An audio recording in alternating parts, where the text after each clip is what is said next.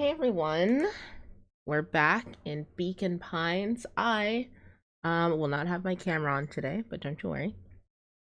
This is going to be a fun time. I want to try and finish this game possibly today. I don't know. You know what? It kind of feels like I'm still scratching the surface.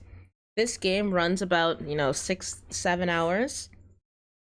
And I did about 3 hours last time, so it really depends. Really depends. I tend to be a really slow player, so I might not even finish it today. Who knows? But let's get into it. Where we left off, we might have been in like our second or third timeline. Oh, hold on. Did we go back? The mood wills. Oh, yes. We're at the other cat's, the black cat's family dinner. I don't remember what option I chose last time. Will was worried about change.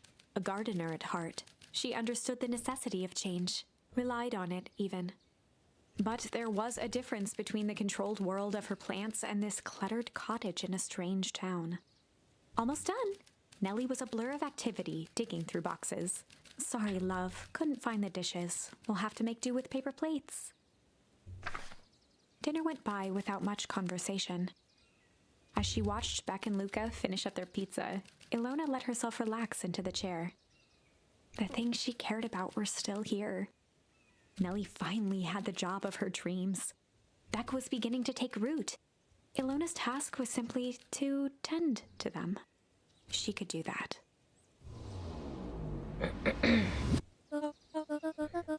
Okay, so Luca find out that, these new people, they're in the manor. Not the manor. It's next to the manor. That little house next to the manor. We discovered it. Couldn't do anything with it. We couldn't interact with it until we found this character. Okay, cool. And then her parents both work for opposing sides of these big families. All right, where do you live? Oh, I live with my grandma over on the other side of the river. Your grandma? Where are your parents at? Beck, manners. It's all right. My dad passed away in an accident at the fertilizer plant 6 years back. Is this the first time we heard this? That feels new to me. Oh dear. Why did you want to go back there? My mom's been missing a few months now. Like, missing? Luca's eyes were fixed to his plate, pushing a chunk of pineapple around with his finger. Combine, hey. It's the furry game. I mean, sure, if you say it like that. OMG, finally. Hi, Ash, welcome in. Sorry that I've been MIA for a little bit. Some big things happened at work and I need to play catch up. I actually wanted to do more of that today, but I might have to just do that tomorrow during some more free time. Or tonight. I'll probably do it tonight. No, but I really want to play some more Deep Rock Galactic because the new season is out. Man, time really flies.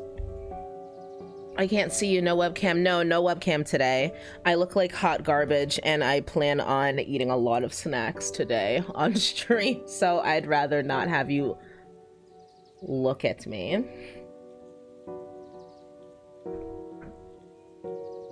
Luca's eyes were fixed to his plate, pushing a chunk of pineapple around with his finger. Was the one who eventually broke the silence. Luca, how did you like the pizza? Oh right, they're eating pizza. Pineapple pizza. Yo, Raptor, what's up? Oh, it was good. Very, very good. Normally we'd have put more effort into dinner. Ilona nervously gestured toward the boxes. We aren't fully settled in, and Beck had mentioned that it's your favorite. Oh, I'm sorry. I was just skipping the part where he said his mom was missing. back. I mean, it's very fair. We're just making it like an awkward scenario now. I'm sorry, Luca. This move has us a little tired. Luca wiped his face with his sleeve. No, it's fine. So, Beck said that you moved here for work? Beck gave Luca a swift kick under the table. Ow! I mean, what brought you to Beacon Pines? Oh, you were right the first time. We're here for work. Nellie won't tell you this, but she's a brilliant chemist. I don't know about brilliant, but I do love it. She's brilliant. Oh. Oh, hi, Laylo. Noodle the Doodle? What does that even mean? I now have 69 points. That's a good number. Hello.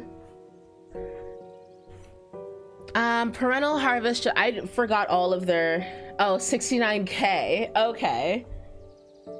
I was about to say, I'm like, I feel like you had like way more. Anyways. I forgot all of their voices, like every single one. I don't remember how to make them. But honestly, when I went back to my VOD and listened to the voices I was making, I was like, man, my voice pretty much just sounds the same. Like, it sounded way better in my head when I was making these voices. And then listening to it, I was like, Jesus, I'm just making a fool out of myself. Or, oh, thanks for the biddies. I'm just making a fool out of myself for like 3 hours straight. I sounded so cool in my head. God damn. Tired as dicks? Same. Last night, I think last night was the earliest I went to bed. It was like around 10 p.m. Really sad. Really, really sad. I was dead tired and I woke up at 7 a.m. this morning. It never happens.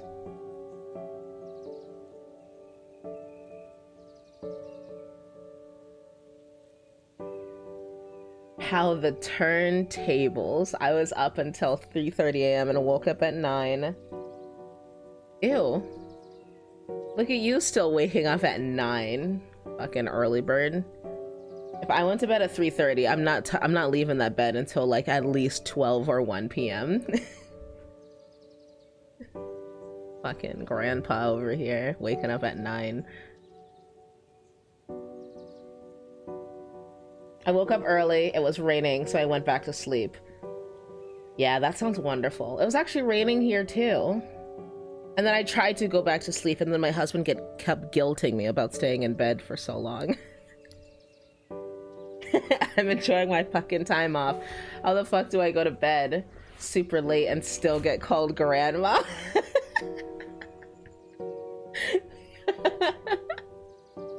Yeah, there's just certain titles that you can't lose, and that's one of them.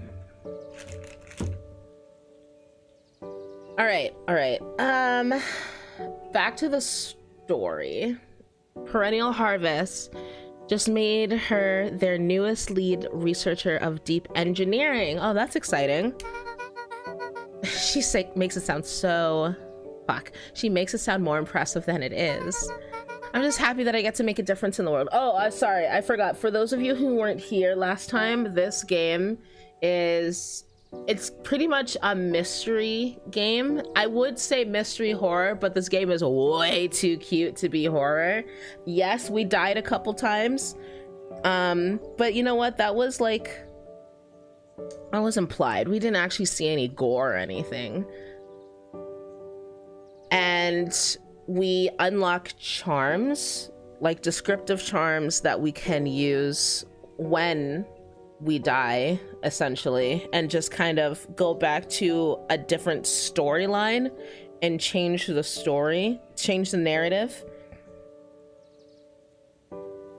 to unlock more, I don't know, information and not die. This game does look adorable. They're so freaking cute. I love them all. I love the art style. It's really good. I'm just happy I get to make a difference in the world. Perennial harvest is at the forefront of evolving agriculture into something more useful than sprinkling water and excrement on the ground. Luca glanced over to Beck. She seemed to be holding her breath. What Nellie means, Luca, is that there are different ways to grow plants. Yes, some people talk to their plants and hope for the best. And some people happily leave their job to allow a loved one to pursue their dream. Ooh, tension. You swore you didn't... Beck slammed her fist into the table. Perhaps harder than she intended. Hey, Luca. How about some dessert? I actually have to meet my friend Rolo soon. Luca glanced outside to gauge the time. The sky was darker than he expected, filled with ominous clouds. Looks like there's a storm brewing. I should get going. Oh, I didn't think there was any rain in the almanac. Yeah, almanacs aren't that useful around Luca here. wiped his mouth one last time with his napkin and started to get up. Thank you all for the pizza. It really was good. See you at the Harvest Festival, Beck.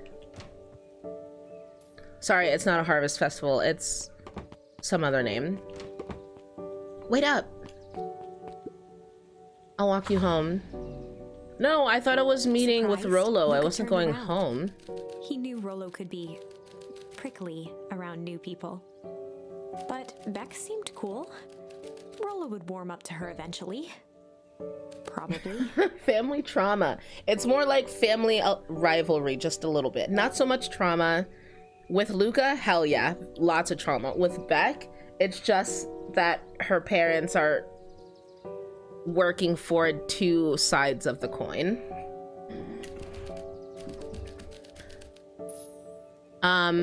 Oh, shit. But the sky answered for him as the clouds began to break? Rumble? We'll just do rumble. He did say there's a storm. I don't want to say break yet. We can say that next time. Luca began to respond, but the sky answered for him as the clouds above began to rumble with ominous thunder.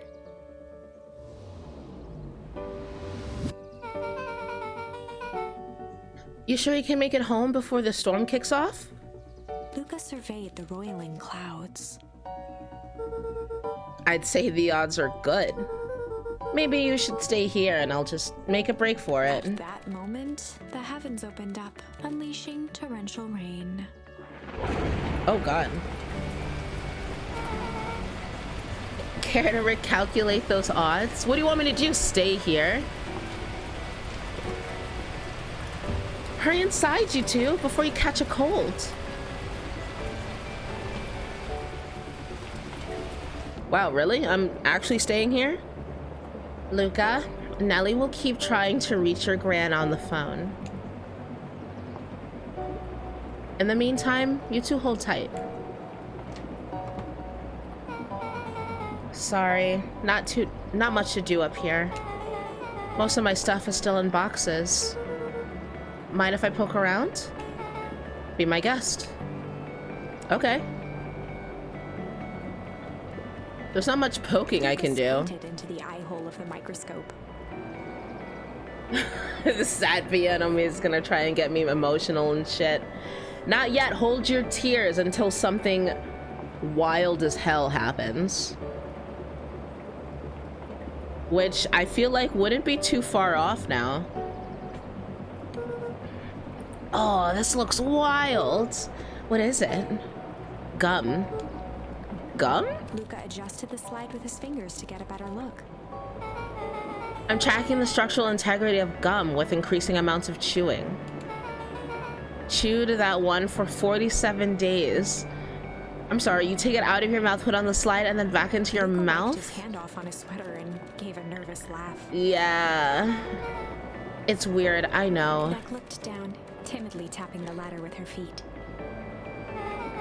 You think it's weird, don't you? I mean, the methods, yes. A little, but weird can be cool. Oh, wow. Rolo and I have a radio just like this one at the treehouse. Probably not exactly like this one. My mom and I tore the whole thing down to the bolts. Fitted it with some state-of-the-art vacuum tubes. Seems pretty awesome. She gets carried away sometimes. I think she feels guilty for working too much. So when she does have the time for me, she showers me with high-tech overcompensation. Luca flicked at one of the toggles. Did it work? I bet you can get all sorts of stations on this. Not out here in the boonies. You wouldn't believe the stuff I could pick up back in the city. But around here, it's all farm reports and static. Ah, shucks. Luca bent down to examine the bouquet of wilting flowers. Judging by the odor, they were well past their prime. Pungent? He flipped open Oh. the attached card. I wonder if I could use that for the fishing? I still haven't unlocked much for fishing. I'm kind of upset. I only have like 2 more things I need to get from that. Or unlock? Whichever. Happy trails from Coach Walker and the Fairview condos. Boy, you weren't kidding about poking around, huh? Oh, sorry. Was this from your old school?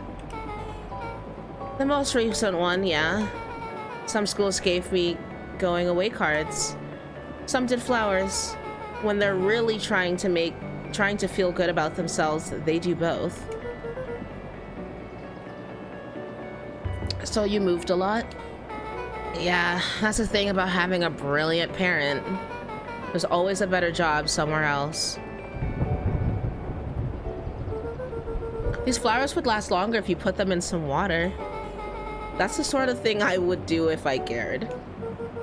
Well, you cared enough to keep them is all. Luca, can I ask you something? Of course. Dang, didn't that hurt?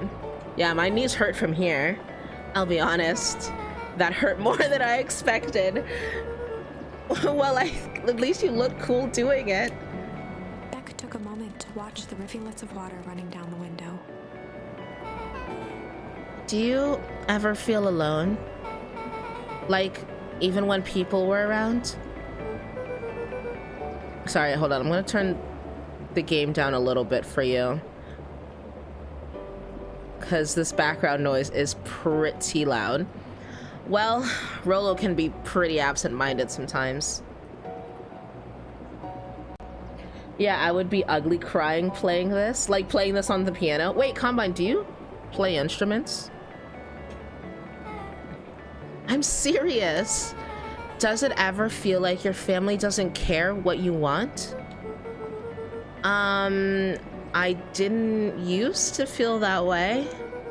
I know Gran loves me, but sometimes when she looks at me, it's like she's looking at a problem. Luca took a deep breath, exhaling slowly.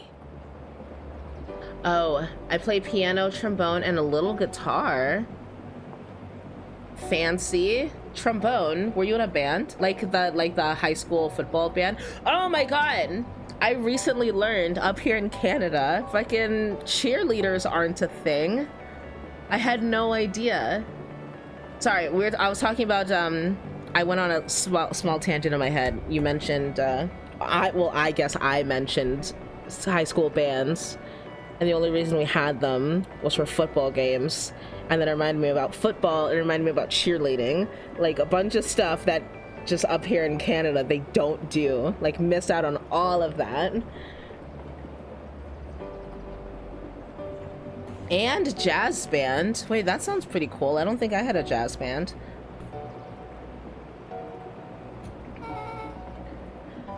I know the feeling. How do you deal with that? I hang out with Rolo and forget about my problems. That's how I deal with it. I guess I haven't yet.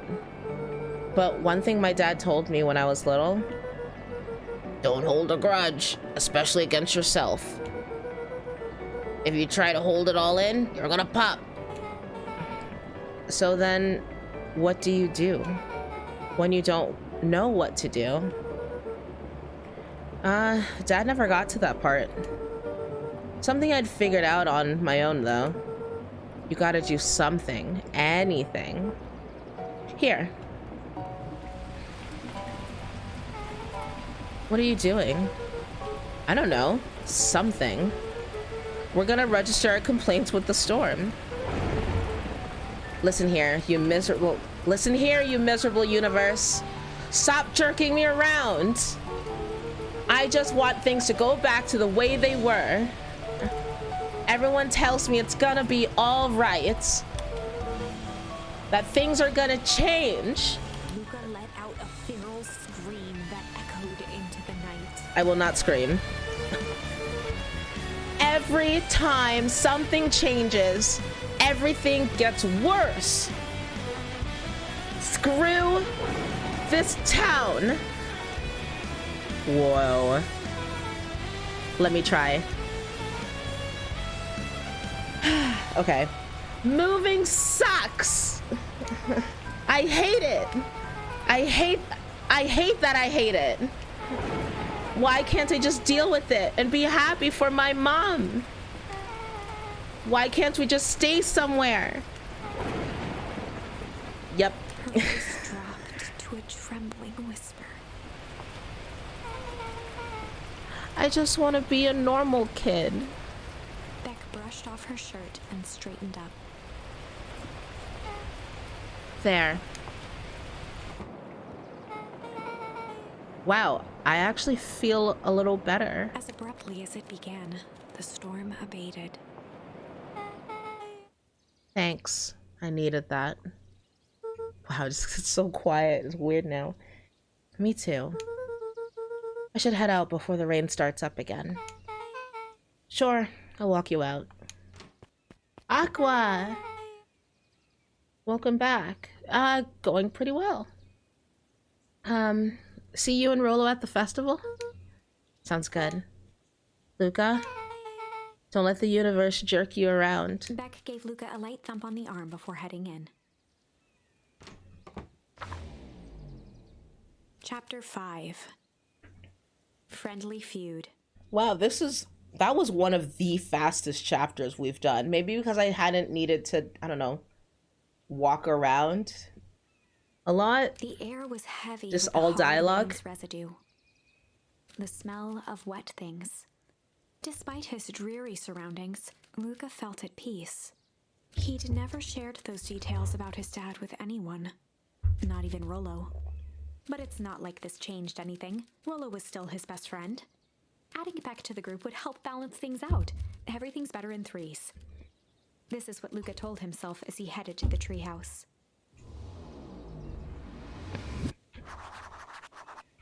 Okay, now actual moving around. So, Aqua, hello, welcome in. How are you?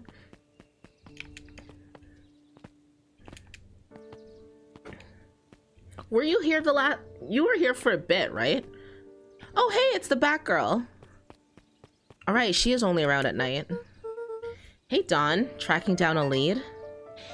I wish I can do a voice as high pitched as hers. Cole, what's up, you beautiful, cute little soul, you? You've been streaming a shit ton lately. How do you keep that up? You bet. I heard a juicy new rumor. Turns out, when Sharper Valentine died, he left behind a peculiar last will and testament. Peculiar how? He didn't just give his kids an inheritance, they were conditions. Like what? The document stipulated that Harris had to take on a child as her ward. Oh! The little dog. A kid our age who just showed up to town one night with a lawyer. Solomon? Bingo. So Eris was forced to take care of him? Yep. Or she would have lost everything. Why would Sharper care so much about some random kid? Rumor has it, old Sharper sowed some wild oats. What does that mean? That explains the way Eris treats him. Poor Solomon. It means he slept around? Oh, okay. Thank you. How did you find all of this out? A good reporter never reveals her source, Luca. Are you running away, or is that the end of our conversation? Okay, cool.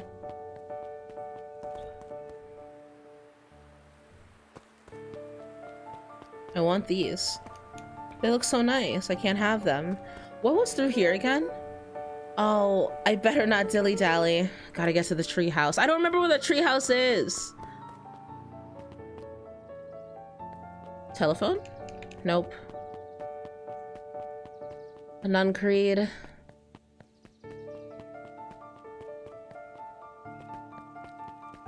Fuck.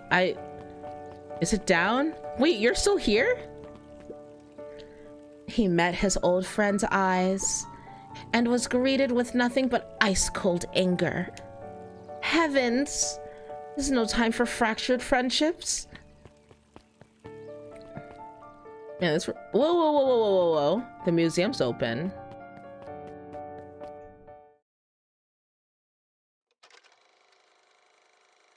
Wait.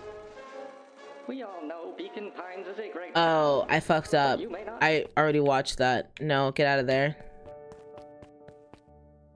I don't think there's a further down, right? Like, this is just... Yeah, that's nothing. Garbaggio. Can you chop her head off? No. The only thing I can do is just talk to people.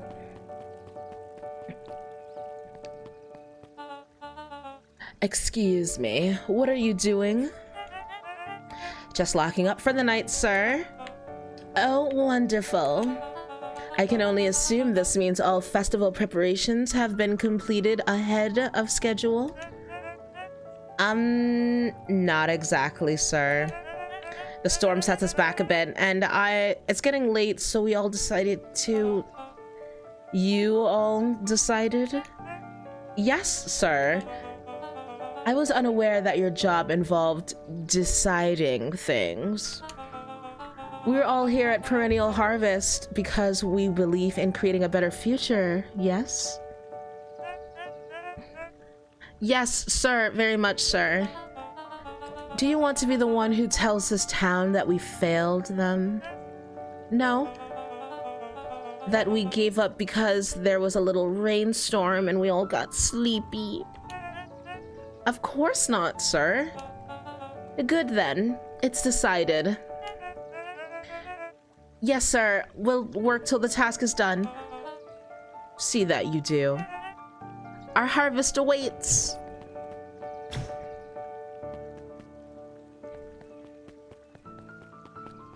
So in another storyline, we discovered that that red panda, there was a bunch of them, bunch of clones with clipboards. I think we just called them the clipboarders. And then that hyena cocksucker ordered them to kill us or something. That's pretty much where that ended. Wait. Ah, whatever. Do this. 1, 2. Oh, there's 3 things I'm missing. Aha, pungent. Luca wrapped a twig of thyme around the hook. Some fish have refined taste.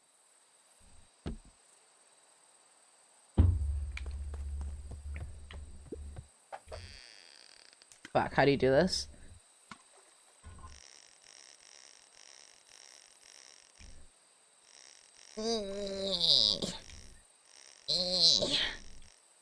I have yet to catch a real fish. How is anything heavy?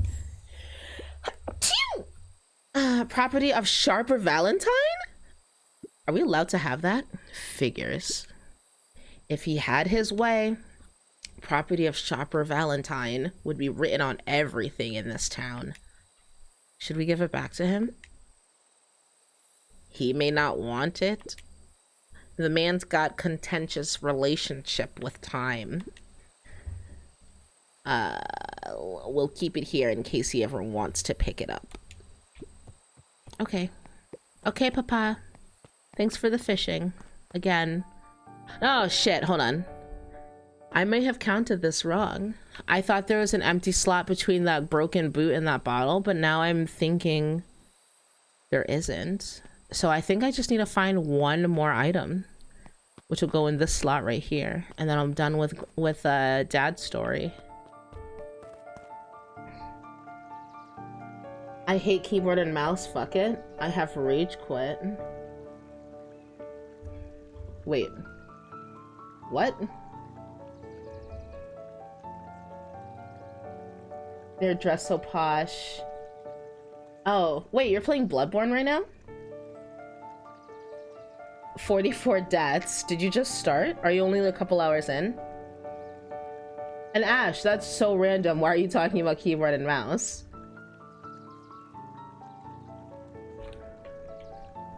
Whoops. Shoot. Is it? Hold on. Is there anything past here? There we go. Rolo, are you up there? They have a car door as a door? I'm sorry, Rolo isn't accepting visitors at the moment. Come back never. Luca had only ever heard him speak in this stiff yet gentle tone a few times. And it always meant one thing. You scared? You're upset. Oh, what makes you say that? Maybe because my best friend abandoned me for no reason? I didn't abandon you. I'm just a little late. Rolo scoffed. The rain held me up. Liar! You weren't even home. No, I wasn't. What? The storm got bad and I got worried. So I went looking for you. Imagine my surprise when I made it to your house and you weren't there. I hadn't made it back yet. I'm not a fool, Luca. It doesn't take all day to deliver some jam. No, that storm rolled in out of nowhere, and I got stuck after dinner at Beck's house. Luca stumbled on his words, knowing he'd said too much. Beck? Dinner? What the heck is a Beck? She's a new kid in town. She's actually kind of cool. You'd like her. She needed help convincing her parents that she'd made new friends. New friends? I spent all day waiting for you, and you were off making new friends? It's not like that, Rolo. You know, while I was waiting, I made some upgrades to mission control. It was gonna be a surprise. But you took so long, the storm knocked it all down. Just like you knocked down our friendship. What does that even mean? Luca became instinctively angry in response. Both boys were now shouting across the distance. It means you're a bad friend. You don't care about me. Of course I care, you ass. I knew I'd get in trouble waiting so late for you. But I kept my word. I'm here, you dick. 'Cause that's what friends do. Oh, wow. What a noble sacrifice you made. Easy for you to say. Your grand doesn't even care. You can stay out as long as you want. And you wouldn't even get in trouble. Seriously? You're acting like I chose this? If that's what you think, then maybe you're the bad friend. Rolo's tone changed to a calm, yet more intense anger. Maybe Pa's right. Storms bring more than water. This one brings out the real Luca. Stop quoting your Pa's nonsense like it means anything. Yeah, well, at least my Pa's still around. Oh, fuck! Oh, Rolo! That's below the belt. The words hung in the cold night air. Can't believe you said that. Rolo's stomach dropped, knowing he'd crossed a line. but it was too late. You fucked up, Rolo. Oh no. Luca, Good night, Rolo. Dang it.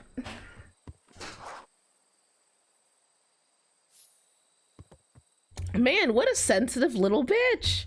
Really, it was only a couple out. I don't know. Like, he barely gets in trouble. All he has is his sister to yell at him, but she's not around too. So, like, what the hell?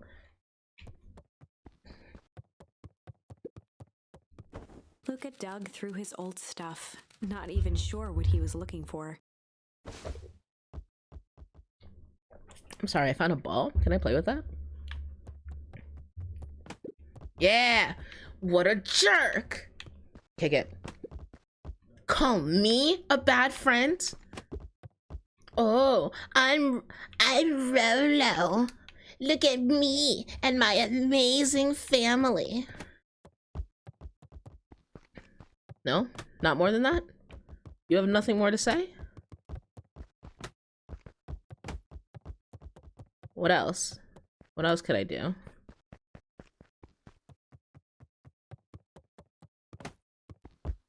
What else can I do? I guess I'm just never supposed to make new friends. Oh. Luca? Gran cooed gently from the hallway. You slept straight through breakfast. Luca, are you alright? I'm fine. Just don't feel like getting up yet. Okay, I'll leave this oatmeal by the door. I've got to run out and take care of some things. Okay. I'll be back later to check in. Sure. Luca just wanted to be alone. He waited to hear the sound of the front door closing.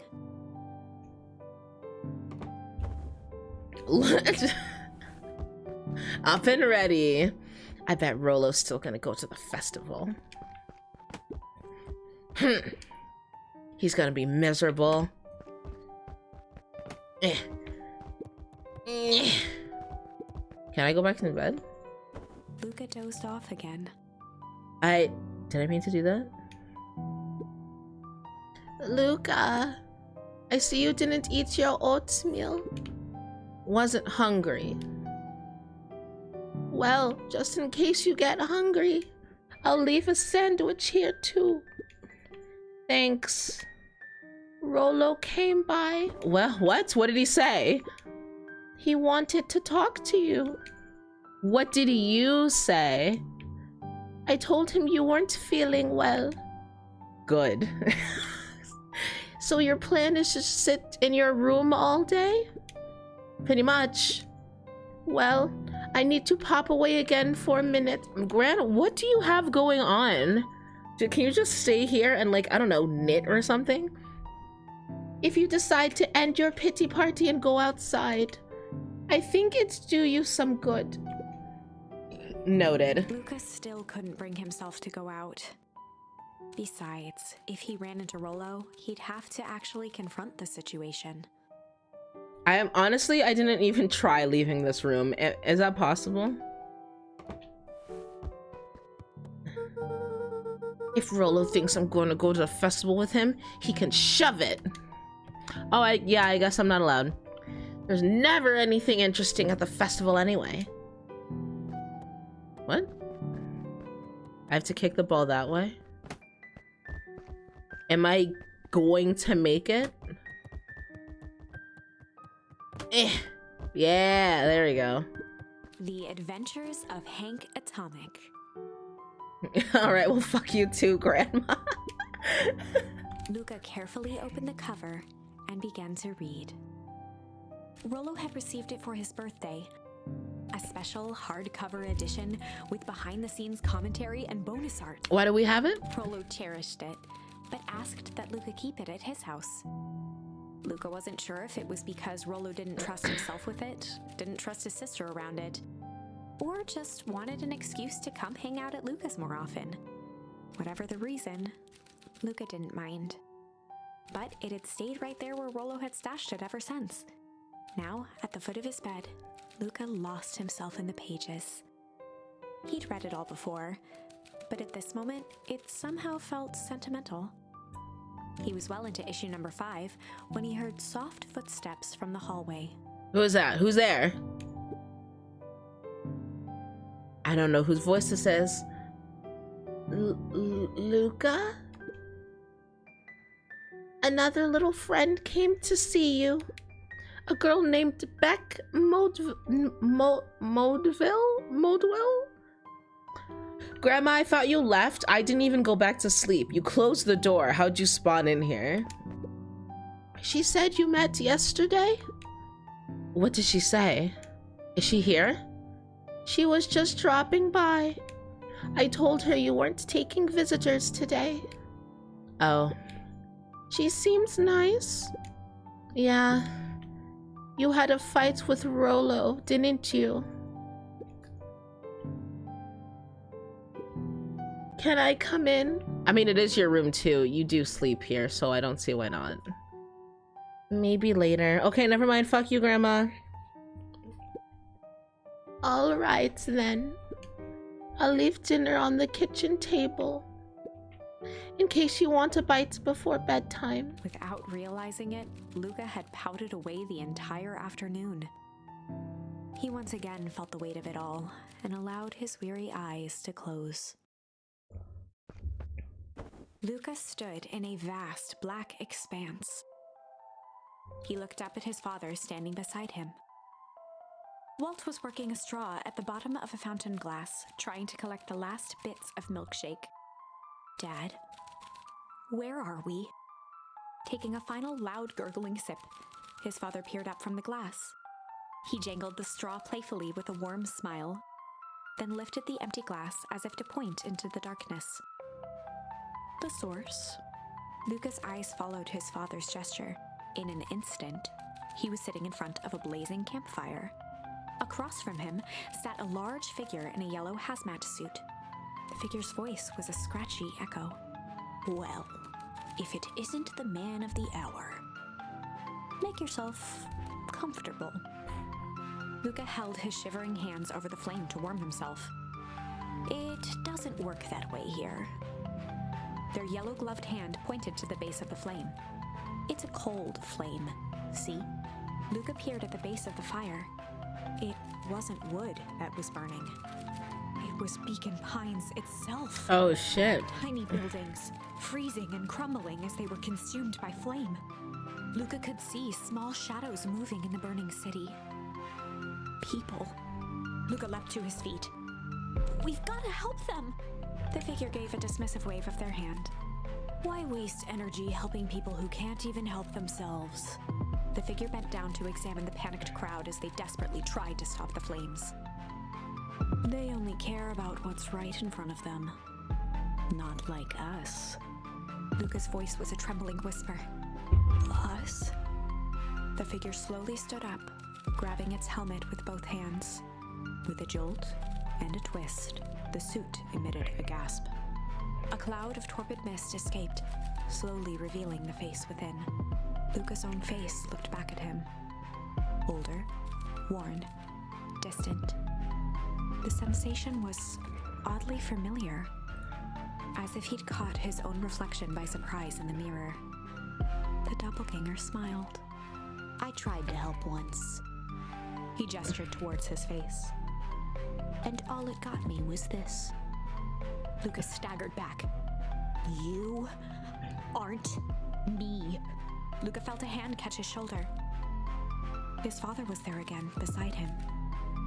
Every choice sets us on a path. This is the end of one of your paths, son. What? Luca watched his older self shake its head ruefully, its face twisting into a cruel grin. Well, Dad, if you wanted him to see this, far be it from me to disappoint. Luca watched in shock as the figure took a confident step forward and plunged into the flames. In a flash of cold light, he was gone. Same, Ash. What does all of this mean? Luca felt a reassuring squeeze on his shoulder. Just remember, why we choose matters just as much as what we choose. Luca woke up to see a hazy figure at the foot of his bed, silhouetted in the morning sun. Mom? No, dear. It's only Gran. Luca rubbed his eyes. The kind, concerned face of his Gran came into focus. How are you feeling? Fine. Anything you want to talk about? I don't feel like talking. That's just as well. How about you sit there and listen a bit? Whatever you and Rollo fought what about doesn't matter. But he... Gran silenced Luca with a gentle pat on the leg. Fights between friends happen. What was said doesn't matter. The important thing is, that is not the last thing you ever say to each other. But he said stuff about Dad. Well, do you think he meant it? No. He was just mad. And did you mean any of the things you said to him? No. Good. One must appreciate friends in their best moments and accept them in their worst. Accept. Now get your little butt out of bed. The festival's today. You don't want to miss that, do you? I guess not. It seems like a good opportunity to make amends with Rollo, doesn't it? Luca gave a reluctant nod. So buy him a corn dog and apologize. Do I have money? But he is the one that... What did I just say? Buy him a corn dog. That's a good boy. Everything's better with corn dogs. I don't like corn dogs that much. I think they're weirdly sweet. And just like the texture underneath like the nice outer part, it's just like too soft in there. I don't know. Maybe the hot dog sweat too much and like soaked into the bread. I don't know. I like the flavor. I do. It's just maybe it's the texture that gets to me sometimes. Corn dogs are okay. I'm glad I'm not the only one who feels that way. In school, whenever we had corn dogs, people would go crazy for them. Crazy. Everyone loved corn dog day. And then there's me just like, sure. Okay. I need to get going now. Also, hi Johnny. I did notice you coming in. Sorry I didn't say anything earlier. I hope you had a really good rest because I want to go back to sleep. Got some last minute festival business to take care of. I'll come find you at the fountain a little after lunch. All right. I love you, Luca. Love you too. I did have fun. Luca took a deep breath. It was actually the most people we had on a Sippin' Saturday, so that was enjoyable. It was we actually sat outside and drank in the park. It was way better than going to a bar, because a bar you pay like twice as much. So it was enjoyable. It was very windy though. It wasn't like a cold wind until late. Well, no.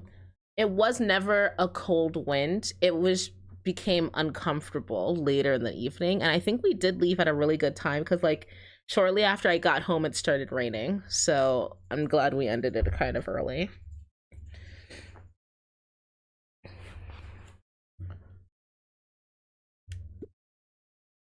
Okay. Chapter 6. I'm kind of tempted to go back into the tree and choose the other option. But the story has progressed so much from now, and I still haven't technically finished this one. Once this tree ends, maybe I can find... Maybe I'll go back and select something else. Through thick and thin. Despite Luca's bitterness, Gran was right. He needed to hash things out with Rollo. A big fight changes the nature of a friendship. Whether, in the end, it is for the better or for the worse, all comes down to understanding. If one is not careful, the same familiarity that builds the strongest of bonds can become the wrecking ball that shatters them. Not much this time, Johnny. Just lots of dialogue. Luca and Rollo got into a little fight because Luca was supposed to meet up with Rollo. But he got sidetracked by Beck's story. And he ended up having dinner at her and her parents' house. And by the time we got to the tree house to meet Rollo, Rollo was super pissed about it. So really not much. Luca emerged from seclusion, taking in the crisp festival air. But the events of the day weren't on his mind. He had to find Rollo.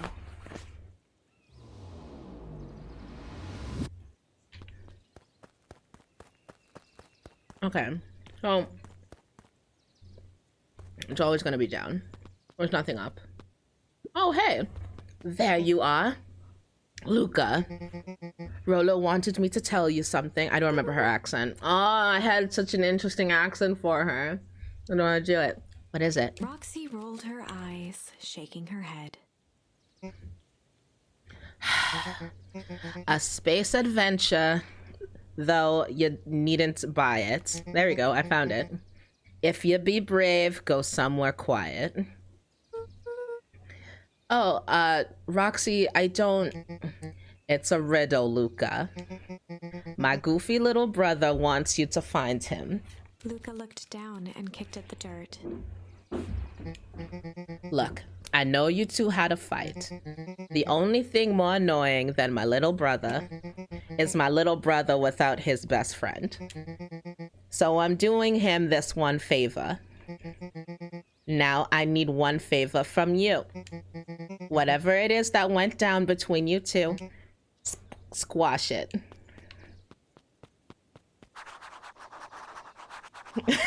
Is she the one with the accent I couldn't figure out? Shut up. Shut up. I'm trying.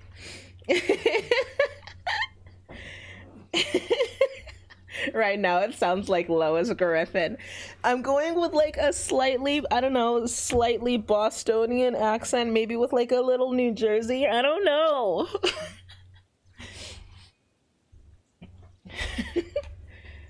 See, it seems like everyone is saying fuck your feelings. Rollo needs a friend. That shit is toxic. Yeah, that's exactly what's happening. Okay, sorry. A space adventure, though you needn't buy it.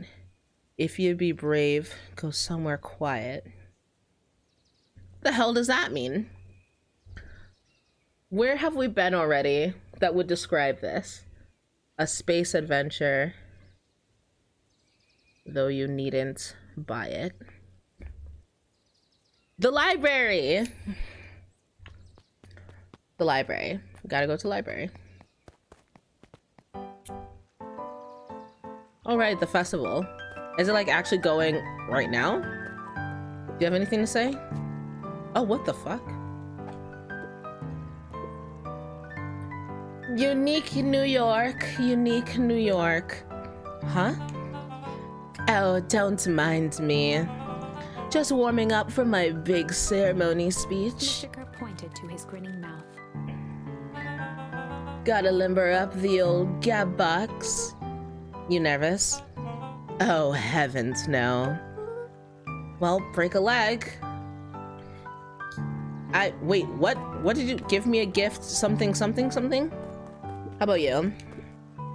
How goes the beetle hunt? Pretty rotten.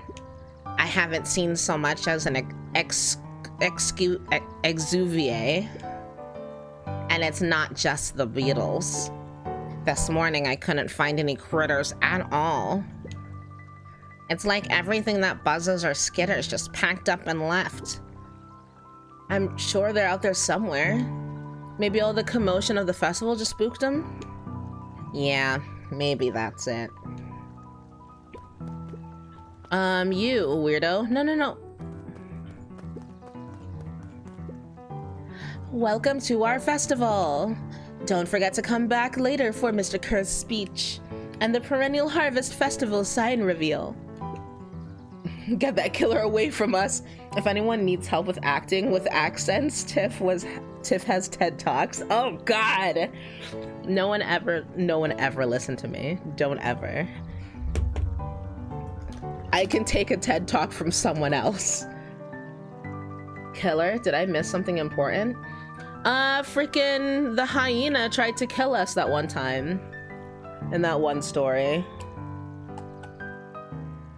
Mr. Kerr is a bad guy.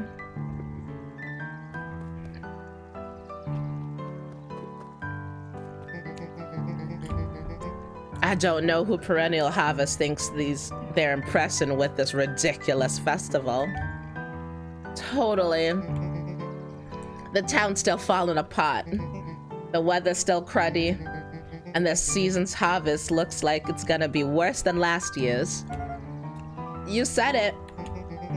No amount of corporate pondering is gonna change any of that. Exactly. But the lemonade at the drink stand over there does look pretty tasty. Fits. I'm still gonna be mad at them. You know, I'd just rather be mad while sipping some delicious lemonade is all. I'm a little parched. Angry takes energy. Oh fuck, there's another clone openly right here. I can't talk to him though. Oh, I can't talk to him. Okay. To quote Into the Woods, you wish to go to the festival? The festival? The festival? I remember that scene. Oh hey, Sleepy Pig. Ain't moving. Okay. Every single time. Fuck, how did this voice go? Oh. Wait for it. Unexplained sound once again noted. Okay, goodbye. Like clockwork. What a bunch of drones. Okay. Jeff was staring into the distance with a wistful look. All right, Jeff. He owned the broken down zone place. Hey, Michael, can I ask you to do me a favor? Can I have the ginger beer bottle from the fridge? You could just leave it here. Thank you. Hey, Jeff. Everything all right? Ha! Yeah, everything's fine. I mean, used to be But his voice killed me. used to be fine. Just ain't right these days, you know? I really do, actually. Jeff turned to Luca with a furrowed brow. Sippy sip. I have water. And I immediately spilled it on my shirt. There you go. You're gonna have to trust that I drank something. Then gave an understanding nod. Thank you. You do, don't ya? For a moment, the two now shared that same wistful gaze. Reveal yourself. Never. I will not today. Because I do not have anything set up. Multiple reasons, actually. I'm sorry, where am I going? The library. Where's the library? Where is the library? Town hall is up there. The museum's down here. You know what? Yeah, I'll continue to talk to people. Hey, Luca. So you're done at the library? Man, she gave that away. Huh? Oh, nothing. But at least I guessed correctly. She fucked it if I hadn't figured it out, but... Griffin looked away suspiciously. You know. Nothing at all. Fucking idiot. Luca, did you know that Beacon Pines is actually unincorporated? A lot of people don't know that. Wow, yeah, I didn't know. What's that mean? It means most public works are handled internally. We do all the pipelines. The water treatment, building regulations. That's great.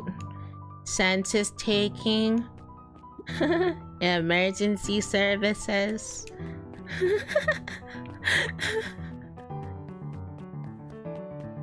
Oh,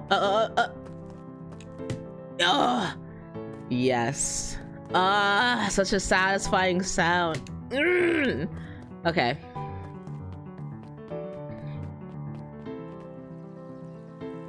Where the fuck is the library? I don't... Hold on. Okay, I did speak to everyone here. I'll talk to you. A most welcoming of welcomes. Would you like to share your thoughts? We always strive to improve. Nope. Can I go in the... No, I can't get in the town hall. Alright, doggo. This is the first time I've seen this many smiling faces since the fall harvest. I had my doubts about the perennial harvest, and I must admit, they do put on a nice party. And she's still reading. Oh, but I can't hear the quote she's reading today. And what about you?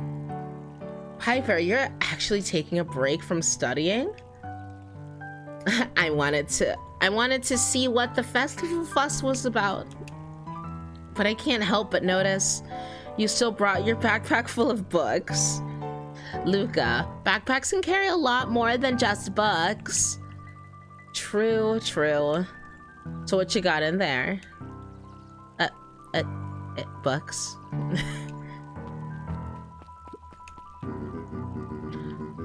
I was able to return the perennial harvest safety suit you borrowed. I don't think anyone noticed. Good. Now will you tell me what you needed it for? It was a favor for an enemy of my enemy. This isn't going to harm Mr. Kerr, is it? All you need to know is that it's for the good of the family. Alright, you're planning some evil shit, possibly. I'm gonna go up to your balcony real fast, and then I'll hit right. Nerd. No, get your ass back in there. Hiya, Luca. How's Griffin doing? What? Oh, everyone's spoiling. I shouldn't be talking to you fucking bitches. Sariel became flesh. Just pretend I didn't say anything.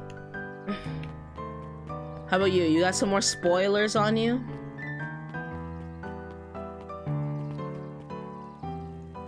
That Doberman, I feel like I can see her humanly.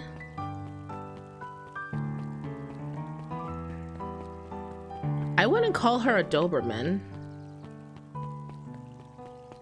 I don't know what to call her, but definitely not a Doberman. The enemy of my enemy is my friend. So who's my enemy?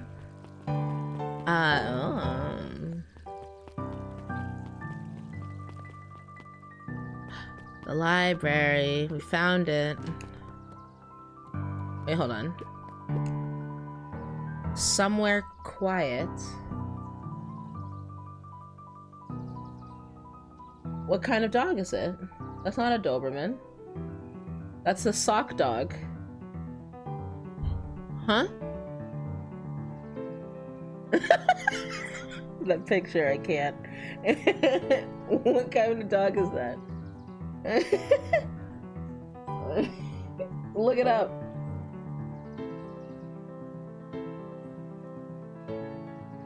Does the caption of the picture say anything? What dog is that? A what? Borzoi? I'm gonna type it out. Borzoi. Ash, it's that.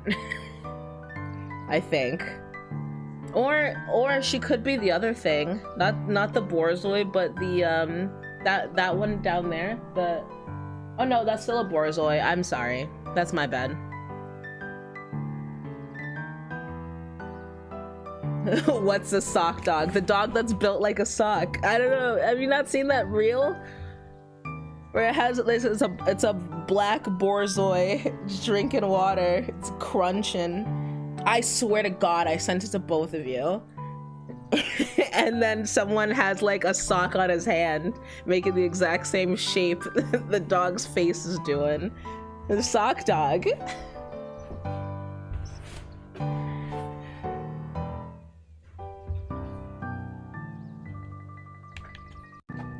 Oh, whoops. Yeah, send that picture to them in Discord.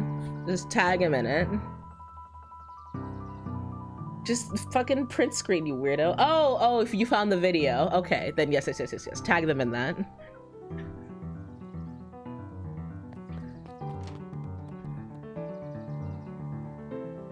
She doesn't even remember what she sent us because I spam you guys with a bunch of shit. Yeah, no, I don't remember anything, but... Huh? Ash and Johnny. Yeah.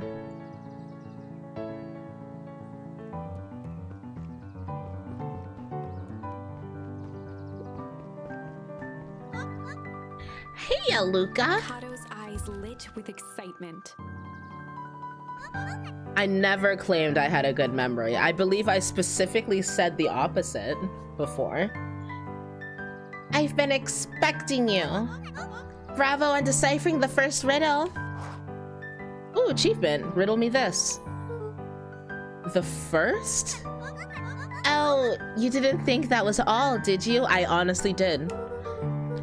Rolo does go all out, doesn't he? Kato straightened up and cleared his throat as if preparing to sing.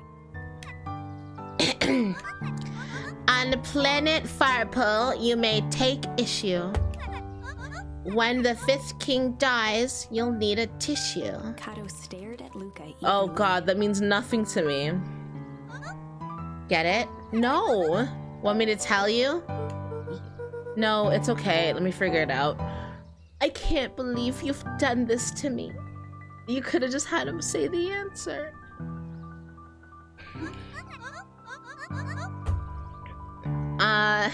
Alright. When you find it, bring it here to be verified. And if you decide you want a hint, the offer still stands. On planet Farpool, you may take issue. When the fifth king dies, you'll need a tissue. So, planet Farpool, fifth issue, maybe? I don't know. I don't fucking know. Luca grabbed Natural Photography, Volume 5, from the shelf. No, put it back. Once you've got a book, you can bring it here to me. Or just grab a different one. Okay. Luca grabbed The Modern Science of Atomic Radiation from the shelf. Okay, well, the first one said 5. Oh no, am I ruining this? The Adventures of Hank Atomic, issue number 4. Fuck, number 4? Luca grabbed The Adventures of Hank Atomic, issue number 5, from the shelf. There we go. I didn't have that. Ah! You found it! Kato I removed his did. book from the desk and replaced it with Luca's, turning on the lamp. As he slid the book under the purple light, 2 words glowed. The Adventures of Hank Atomic, issue 5. Luca clicked his tongue with recognition. How the fuck Rolo allowed to have extra friends, but Luca has to have shit-ass Rolo? Right? What the fuck? Rolo has everyone doing his bidding just for me. But God forbid I talk to anyone else. I don't know. Sorry, hold on. I'm pouring on myself out soda and reading your comments. Rolo is an extra bitch. I don't recall saying I had a good memory. Look at her trying to flex her memory of remembering what she didn't say. Gosh, shut the fuck up. I hate you. Okay, that makes a lot more sense now. Oh, I see what Tiff is saying, but that family is based on Doberman. So now I'm confusion. That is not a Doberman.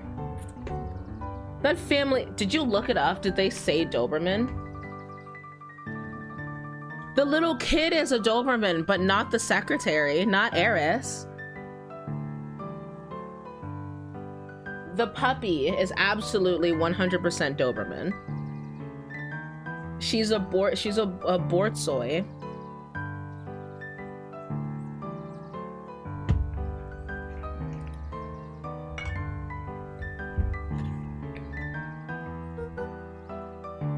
Rolo's cipher pen.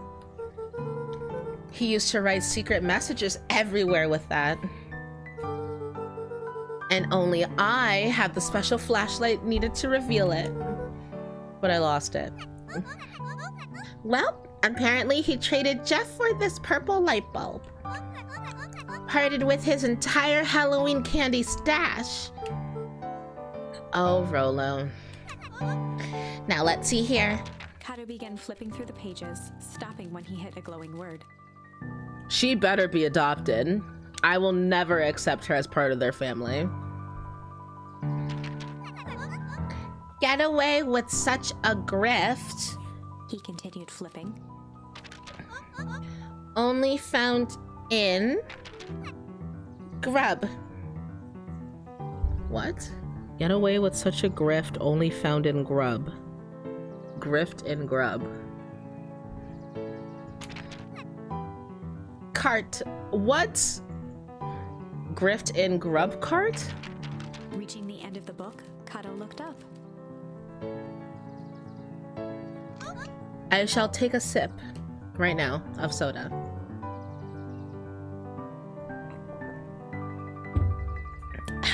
Okay. That's it.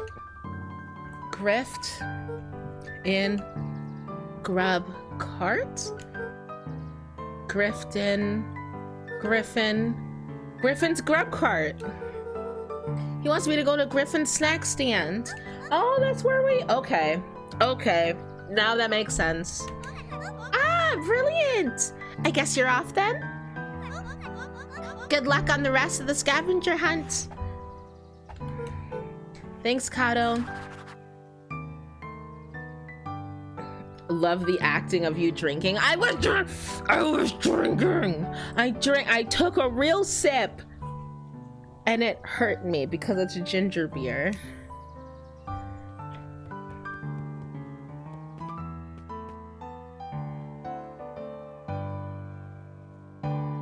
I did. What did you? I'm sorry. Did you understand that immediately? I didn't know immediately her name was Griffin. Okay.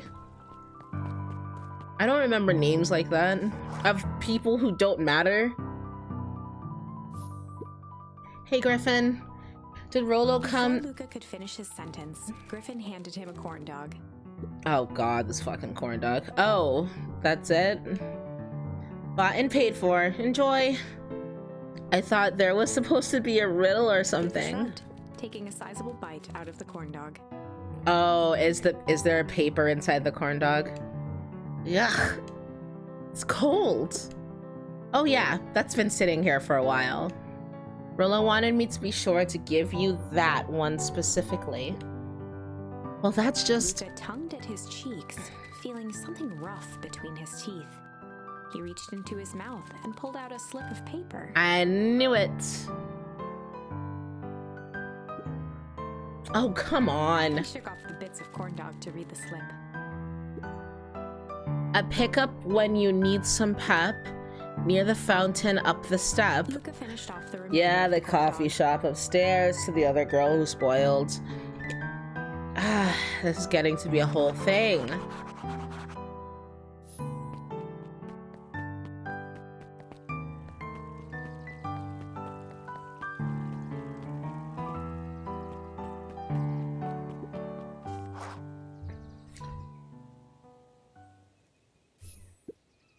There you are, Luca. There's no way I'm actually doing this. It's way below my pay grade. Oh, come on, you big stiff. Let the kids have some fun. Fine. Rolo owes me one. Lumi waved his hands around sarcastically as he began. Oh, him? Oh. I did not clock that at all. Is this singing? Are they sing? Is he singing? But what takes flight but has no wings? Your final task a friendship brings. Takes flight, no wings. See, that wasn't so hard. Hard. What takes flight has no wings. I feel cheapened somehow. I think it's sweet. Your final task a friendship brings. I'm not 100% sure. And now Josh wants a corn dog. See, Rolo can't just talk shit about my dead dad and then send me on a goose chase. There better be a throw hands option for these cards.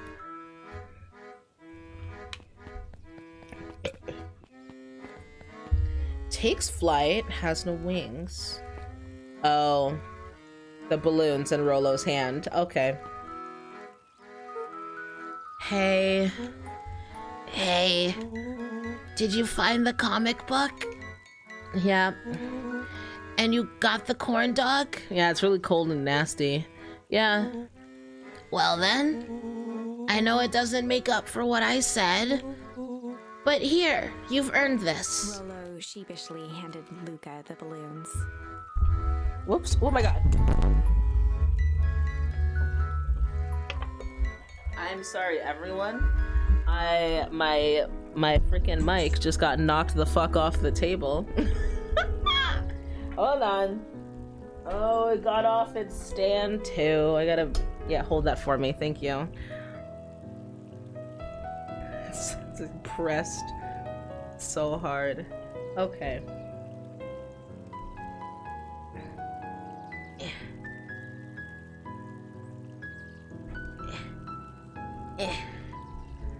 Okay. I thought you fell. Yeah, just my thing. What? What? Tighten it. Why am I tightening this? Oh, tighten this? It just fell off. Tighten it. Fuck. Righty tighty, lefty loosey. Is this right? This is right. This is right.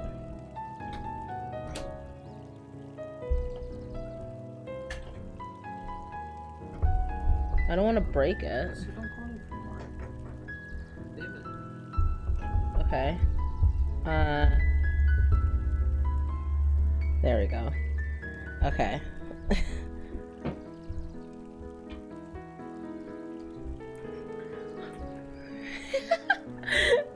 Nothing like the sound of earthquakes. I am so sorry.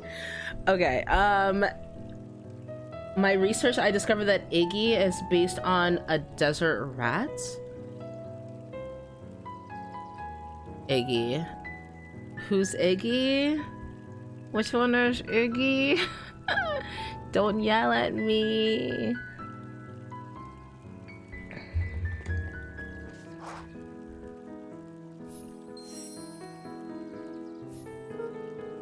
Thanks.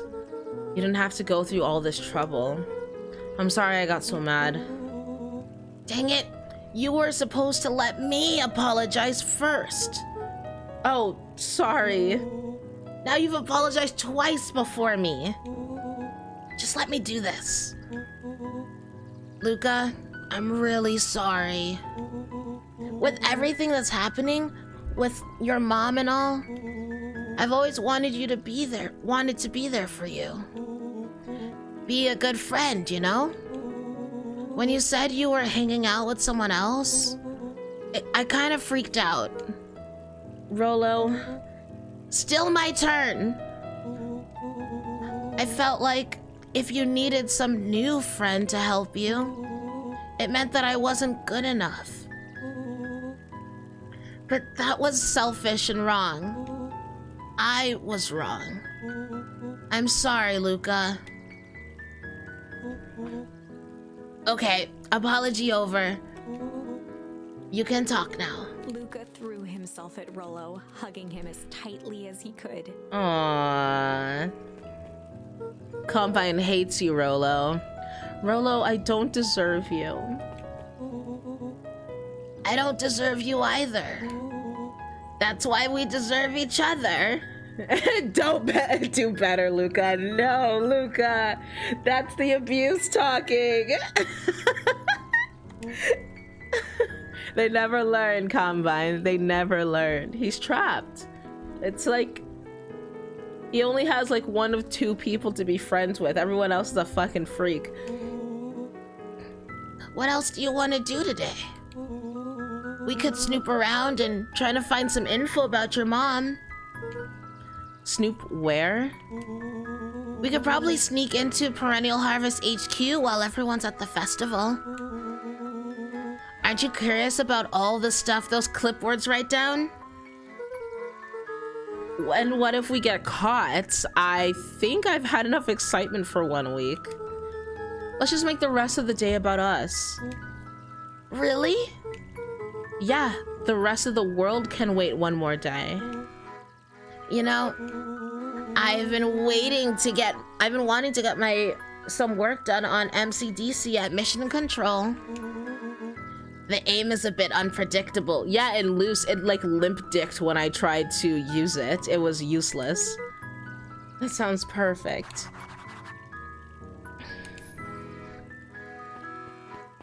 Oh, I just have these balloons permanently now? Alright, well, let's go back to the festival. Wait. What was this way? Oh, the newsstand, the diner, they're all closed.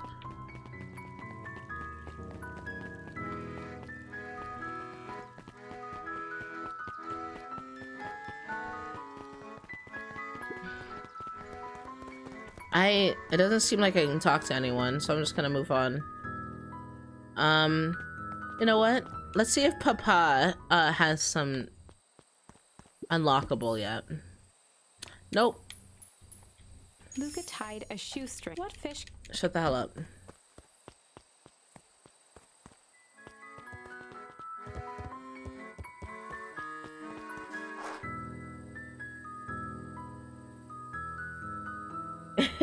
Limp dick. Hello, Tim. I love your explanations.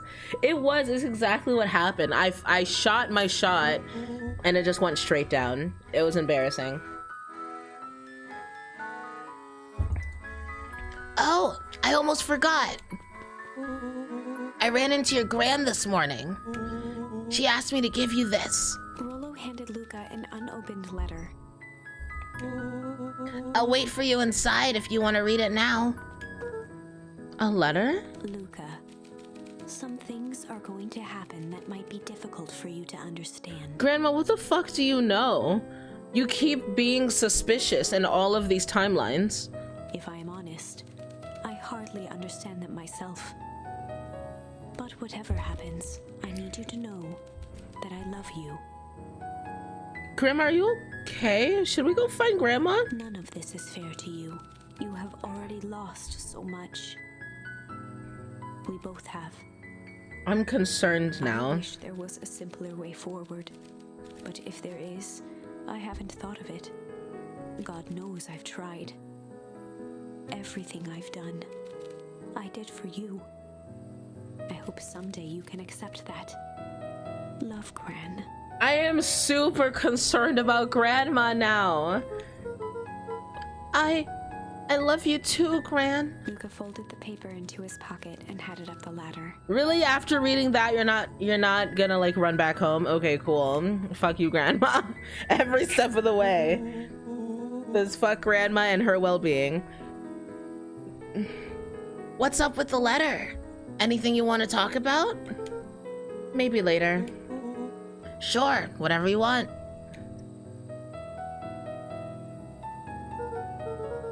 You know, you really didn't have to go to all that trouble just to apologize.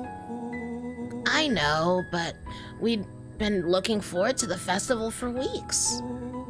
And I ruined everything with my big mouth. This was the best way to make sure you still had a good time without me. Rolo. Luca was at a loss for words. But that was fine. Words aren't always necessary. The festival seemed nice. Was it nice? We can still go. It's okay. It's nothing special. Nah, it's fine. Well, there's always next year. Sadly, this was untrue. What? A distant rumble shook the treehouse. What? What? Why? What's happening? Why? Huh? What was that? Aw, man, we missed the fireworks? It was not fireworks. Oh my god, what's happening? It was something the boys couldn't possibly comprehend. No, what happened? Something as old and cruel as time itself.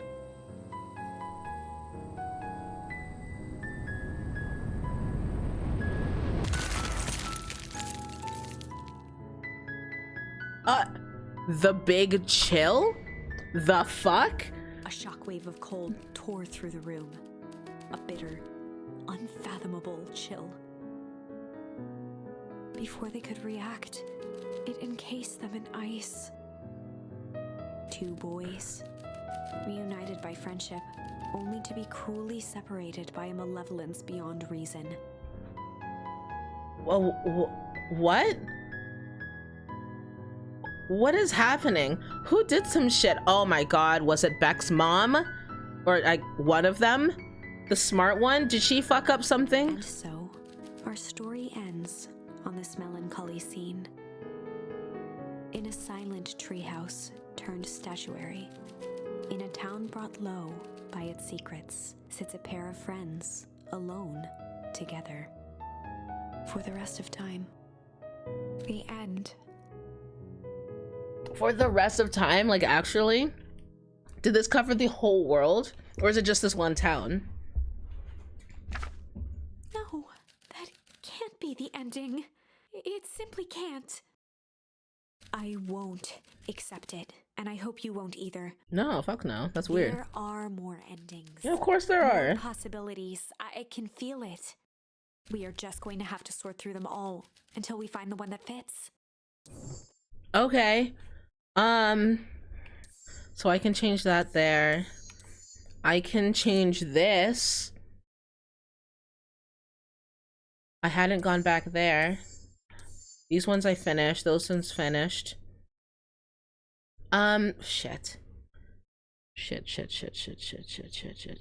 Let's do break. Let's do break for this one, and then we'll go back and do the tickle. And then after that, we'll do flight. Idiot sandwich! I hit the wrong button. Oh, no, it's fine. It's fine. Luca began to respond, but the sky answered for him as the clouds above began to break. revealing Johnny, this isn't the patches of first ending I got. star-filled Shut the hell up. night. Moonlight filtered down, shimmering in the treetops. As the clouds above begin to break. Oh, so that's what break was have gotten me. Okay, so then I could leave and go to Rolo? Sure, you can meet Rolo. You're not going home? No, I promised Rolo I'd tell him about... Luca stopped himself mid-sentence. Promised you'd tell him what? Spit it out, bub. We're thick as thieves now. If there's a juicy secret, you've gotta tell me. Okay. You can come to the treehouse and I'll tell you both what happened. Heck yeah. What happened? I don't remember. Fuck. Which part of the storyline is this? What happened before this? Is this the continuation of when I went to the warehouse? I got grabbed and then I escaped instead? It might be. Luca saw Beck skulking by the gate. Remember you saw the spooky man? Yeah. Okay. That's what I thought.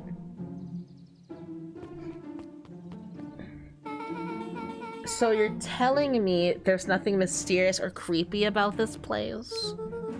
It's mostly boring and empty. I refuse to believe that. Big spiked gates, looming mansion, rich reclusive owners. It smells shady. Beck grabbed the wrought iron bars and shook the gate. Mark my words, you decadent nightmare house. Decadent. You will reveal your secrets to me. Oh shit. Secrets revealed immediately? What did you do? First of all, I told you so. Second, hide. Oh, there's she. There's a guy. That's Harris Valentine. Who's she talking to? Shh. I expect you to return that suit in working order. Of course. As long as everything proceeds as planned, there's nothing to worry about. The only thing I'm worried about is it's rightfully mine. If that means making some unsavory alliances, so be it. I couldn't agree more. There comes a time to suspend hostilities. I'll deal with our common threat. Now this is what I was talking about. Beck's voice was an excited whisper. Proper shady stuff. Someone in the suit like that tried to grab me yesterday. Seriously? Shh. You do understand that when this all inevitably fails, I will deny everything. I wouldn't expect any less of you. You just worry about your part in this and let me handle the rest. I can't wait to see the look on that Rube Kerr's face.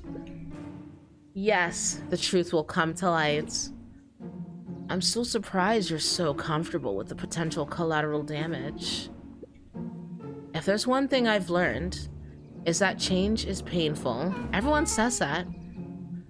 Wow, I was expecting shady. But that just flat out supervillain talk. If you don't mind me asking, why? Why are you doing all of The this? mysterious figure retracted their mask, hair pushing out from all corners. Dude, Ash, I love being nosy. I'm all about tea time.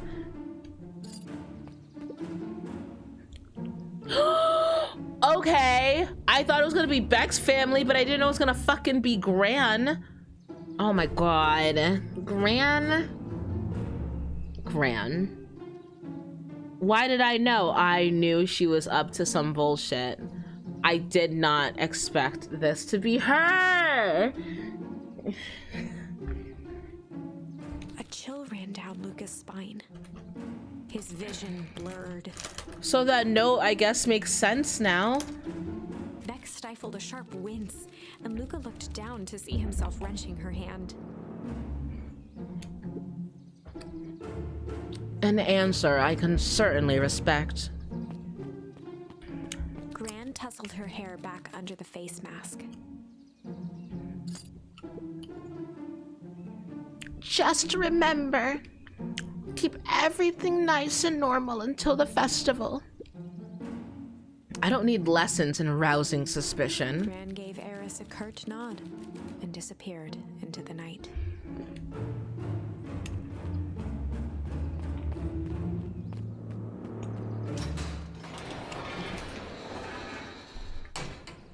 Who the fuck? I never suspected Rolo. Chapter 5. That never came out of my mouth. What big ears you have. Lucas sat shivering in the bushes, staring at his feet. After checking to make sure the coast was clear, Beck gave him a gentle tug on his sweater. I was thinking that, Johnny. I was thinking maybe the mom. No. I was thinking that Gran knew something about the mom's disappearance. I wouldn't say she's completely in on it, but she could still be.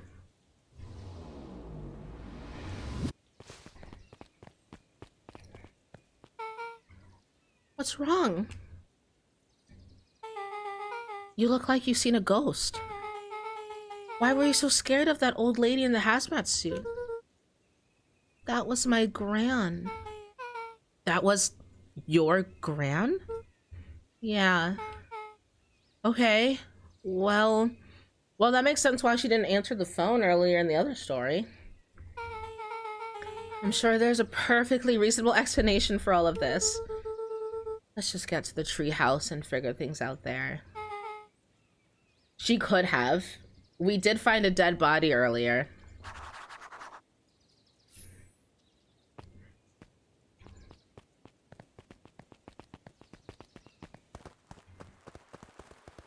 Oh, sorry, tree houses. No. I thought treehouse was up. For the last time, there's nothing to worry about. Of course, we're not worried. Board finished writing with a scratchy flourish and looked up. Just dotting our I's and crossing our T's. Well, maybe try minding your P's and Q's. Mr. Nuncreed, arms crossed over his paunch, gave an exhausted sigh. If there's anything you need knowing, you'll know it. Absolutely. If you'll just sign here acknowledging everything is accurate, we'll be out of your hair in a flash. Oh, for the love of... He snatched the pad and scribbled his name so hard the pen nearly snapped. There. And would you like my eternal soul as well? The clipboards looked at each other for a moment, Contemplating. pondering the possibility. Then broke into laughter as they walked away.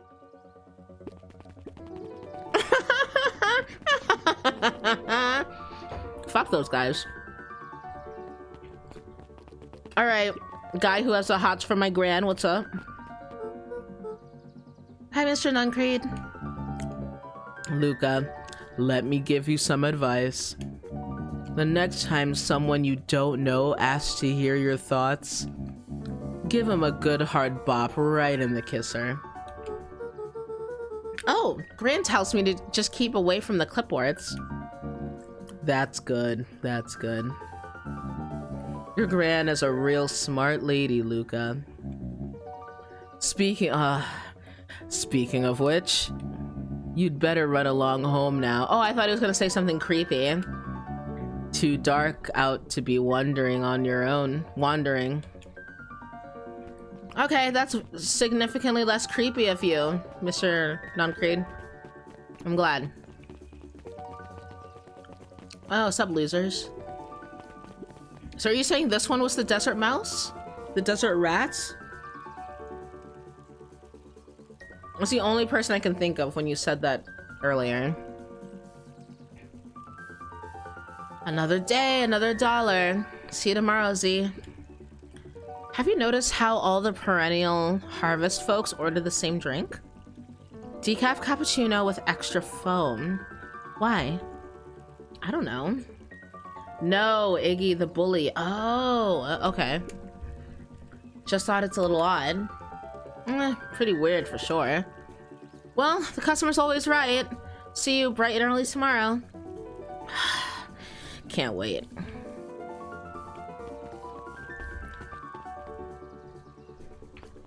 What are you two doing here?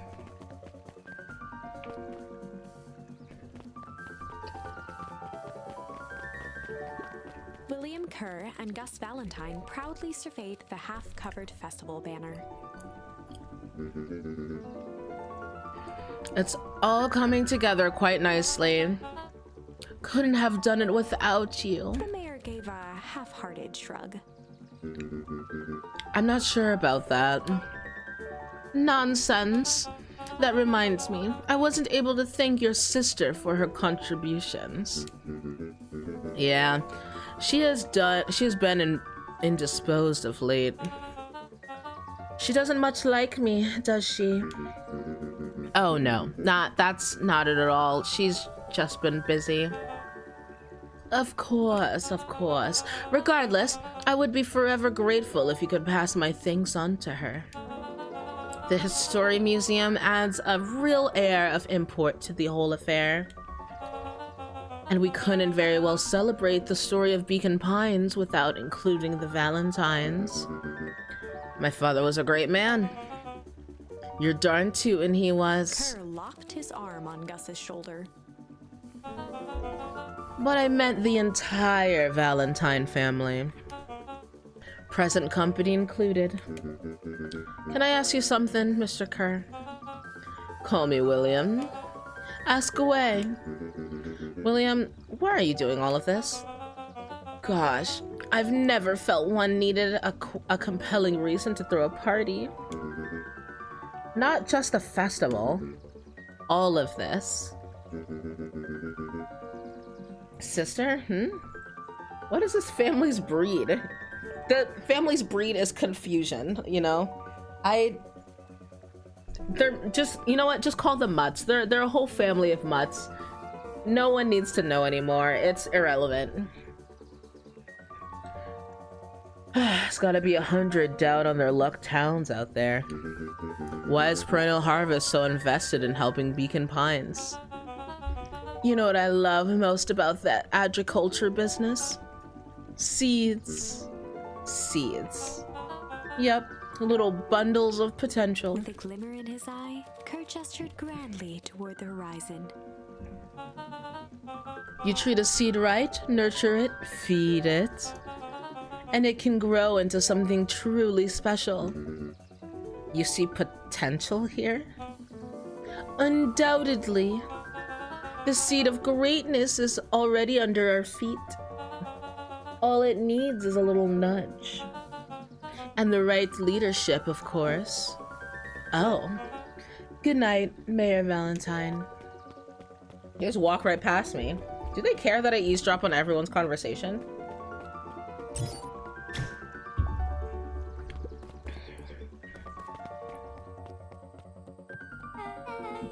Oh, this is nice. Yeah, the treehouse is just a little further on from here. So what's your buddy Rolo like? Rolo? Oh, he's... I don't know, Rolo. Not particularly helpful. Sorry, I just never thought about it. Lots of energy. He's funny even when he's not trying to be. Things have been tough for his family since the foul harvest. It's about damn time you tell me what this foul harvest thing is. It's a kind of long story. Hit me with the highlights. Okay.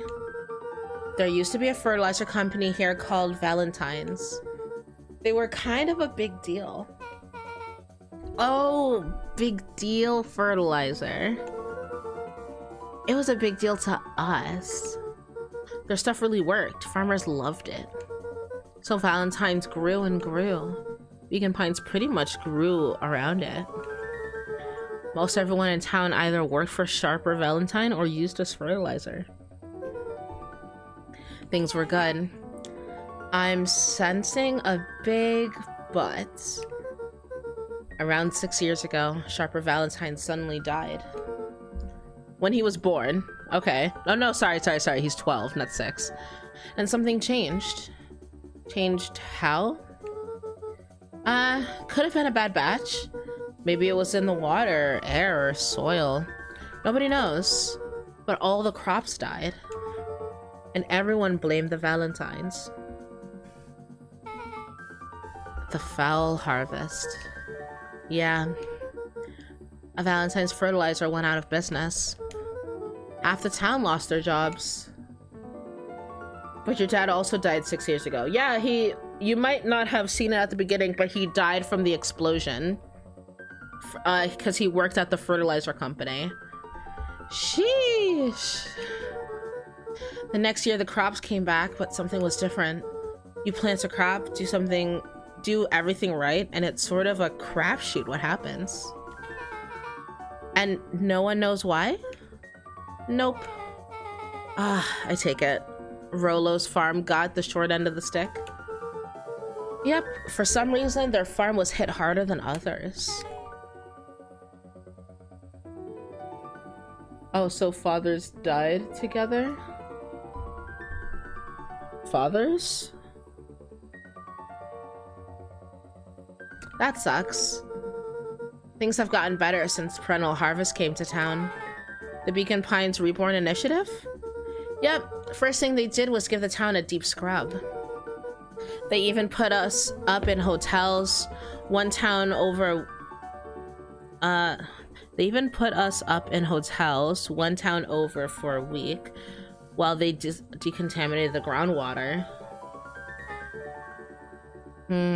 Oh, right, because, yeah, he suddenly died. We'd better get going.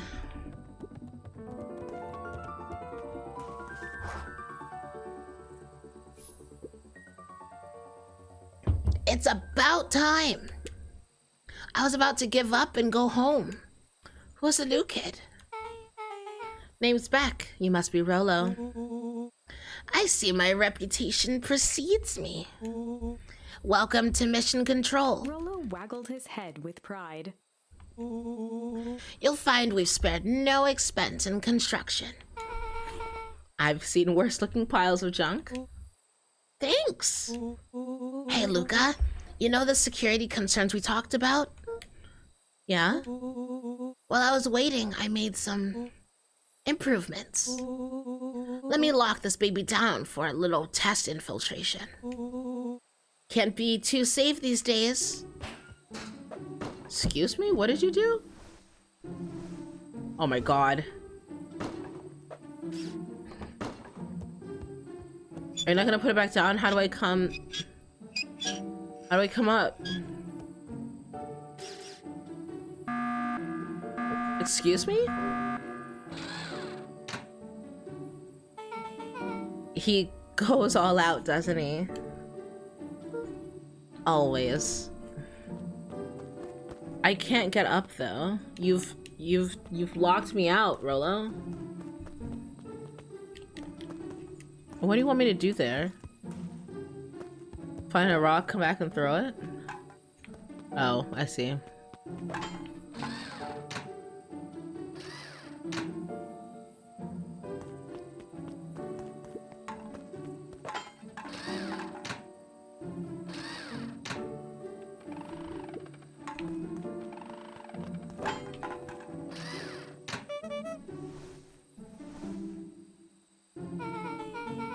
Where did you guys get all this junk in the first place? There's a guy in town named Jeff who trades his junk for snacks. Junk food for junk. Nice. So, pretty sweet security, right? It was imaginative, I'll give you that. I mean, anyone with that... With what you had to do, anyone could get up there. All I did was stand directly up against it and hit A. Luca, are you sure we can trust the new recruit? I'll vouch for her. Thanks, I guess? Okay, Luca. You promised to fill me in about the Valentine warehouse. Luca sucked in a long breath.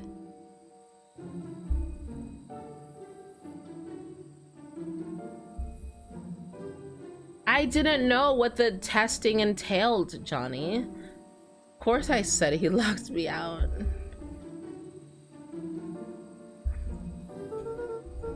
So, like I said, there was someone there. What were they doing? I don't know, but the place was lit up and active. Maybe they were squatters? I don't think so. It seemed more organized. When the man pulled me in, I saw some sort of equipment running. A man pulled you in? Yeah, but I got away. Yeah, no shit. You keep saying it was a man. They were wearing a mask, right? Yeah.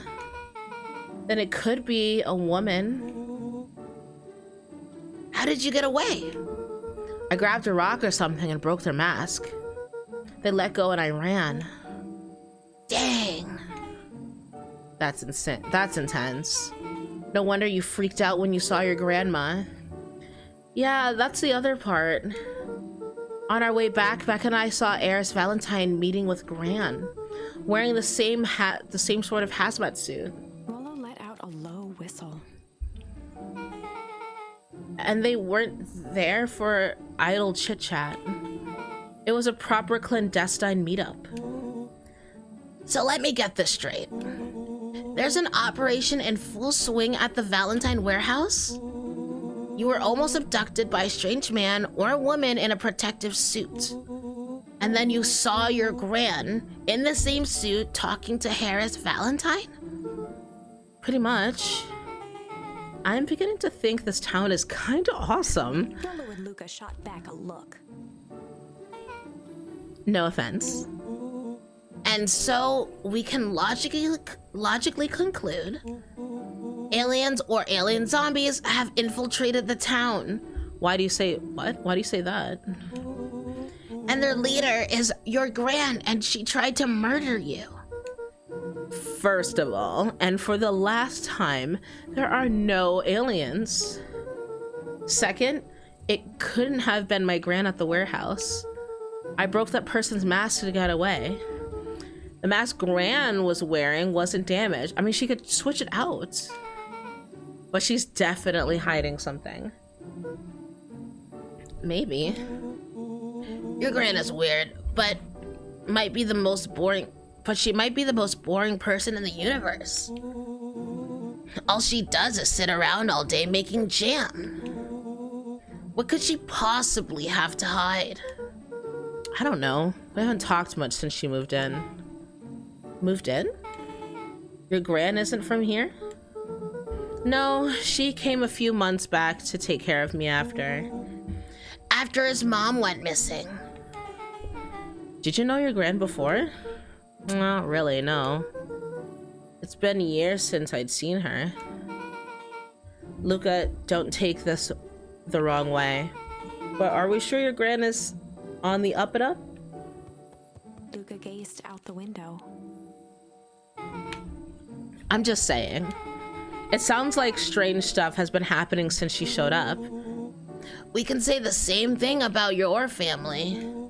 But you're right. Luca, your gran is hiding something. And Pa always says folks only bury stuff worth digging up.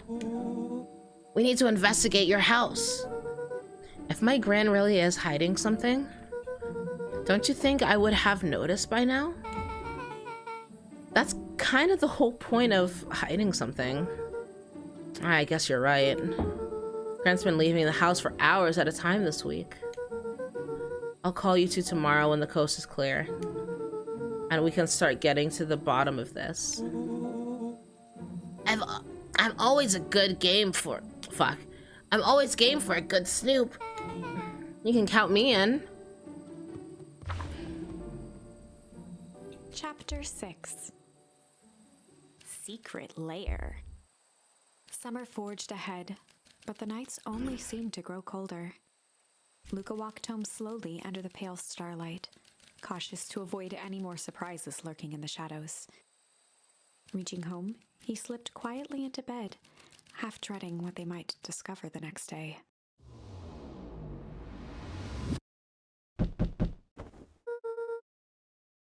What time is it?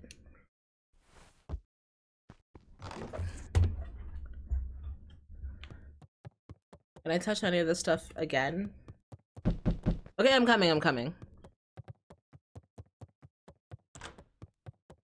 Actually, hold on. No, we're gonna pause for a second. I need to very quickly use the bathroom.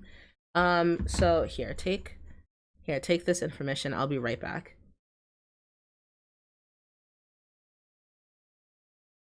They were playing that, so if you like Apex, I would follow Bullet and Aqua and not Midas, because Aqua and Bullet were carrying and Midas is along for the ride.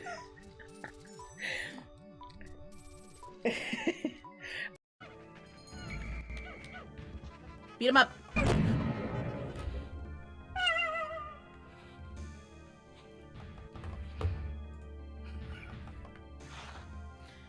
The fucking yellows. The yellows, I swear to God.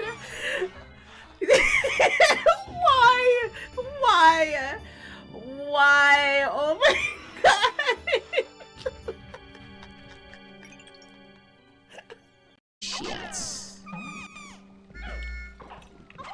Whoops. All right, open wide. Okay, why are you doing that? Oh my god. What is this? Please. You're joking. What is this comedic bullshit? I swear to God. I swear to God. Please stop closing. Imagine being outsmarted by a flower. Fuck you.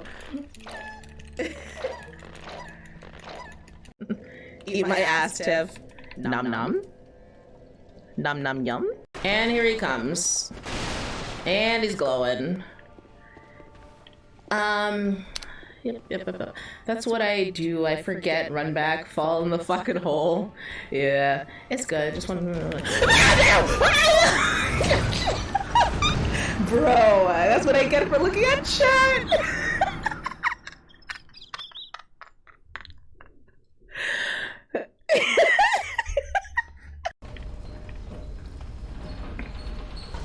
Is legal where I am, baby. Wait, what? And I'll get high and laugh at Tiff. Oh, right, it's legal in Connecticut now. Right? Right? Right.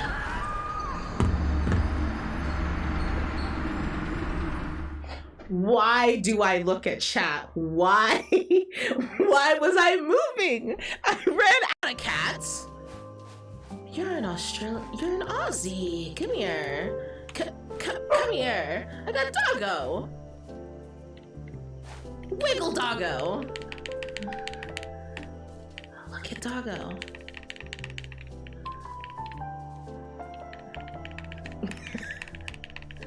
Hold on. What do we name him? Can I just ring the bell? Ow! Ow! Ow! Drink! Ow! Go leave! Leave! I wanna ring the bell! Can I ring the bell? Can I ring the bell?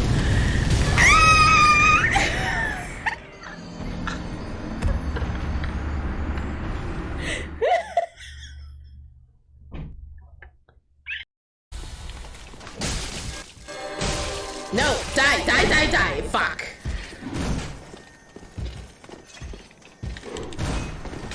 Ow! Fuck! Ow! Fuck! Are you serious? What was that? It exploded twice? Are you fucking kidding me? Are you? Hey, Giant, do you want me to point? I can point if you really want me to. I can point. Go that way. Nope. Hated that.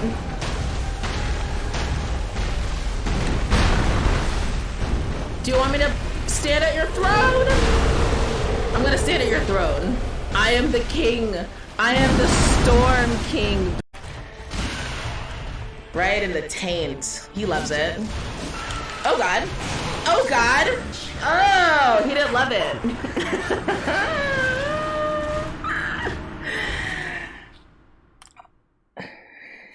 The space between his legs give you good dodge space.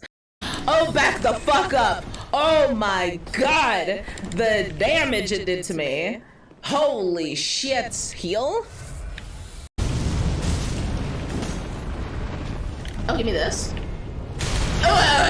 Oh shit, I almost died. Holy. Okay. Okay. Let's not do that again.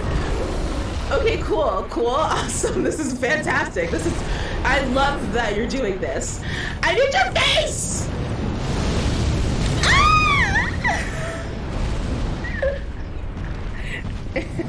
Ooh, get the fuck back!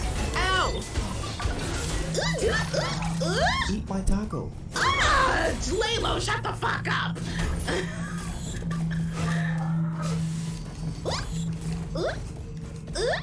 Stamina, please. Ooh, stop this. Turn that off.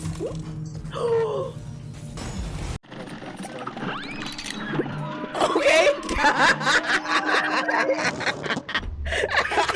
I'm gonna laugh first. Hi. Hi? Hi. My bones. It's so pathetic. Why did I do this shit? Maybe I should have a full counter. Fun. Fun. Game is super fun. Oh my god, I'm having a fantastic time right now. Can you imagine? Can you imagine playing anything else ever when you just have this game? When you just have this Dark Souls game? This is the most fun ever. The most fun you could ever have. Oh my god. When you have to play an optional boss because chat tells you to. Oh my god, it's so much fun. It's so fun.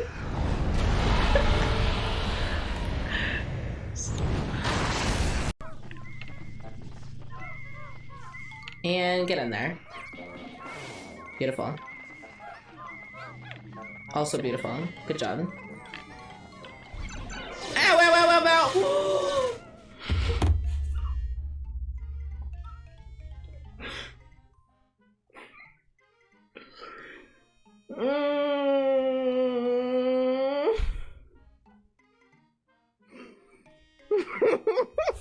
TNT?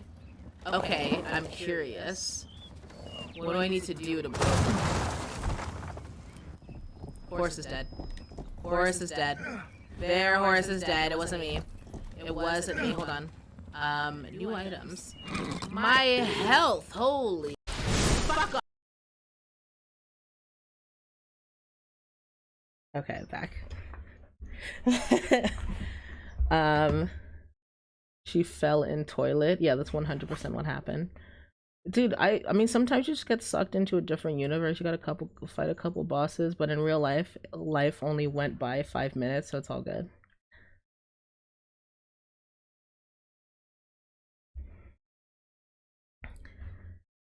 Okay, where's my control? There it is. Thought I left it in the other realm for a moment.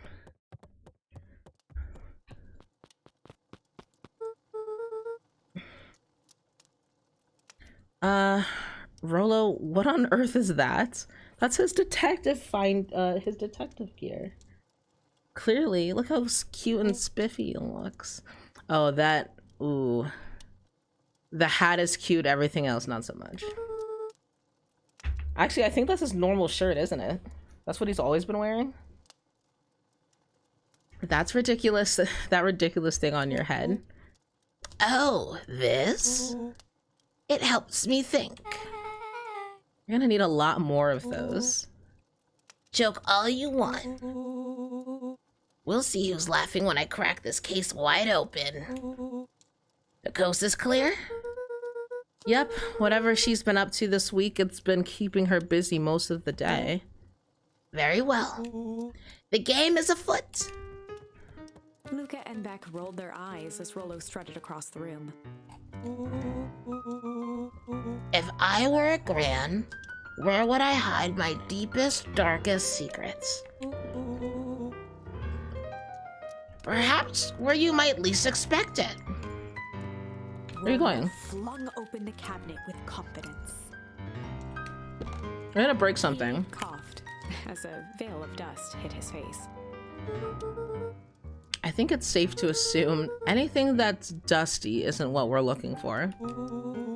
Or maybe that's what she wants you to think. Then again, any good detective knows not to trust their first bunch. Oh, hunch. First hunches are for suckers.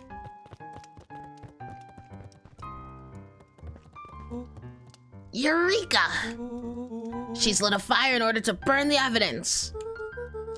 She keeps that fire going every day, Rolo. Drat. It may already be too late. Just think of the mound of documents lost to ash. Okay.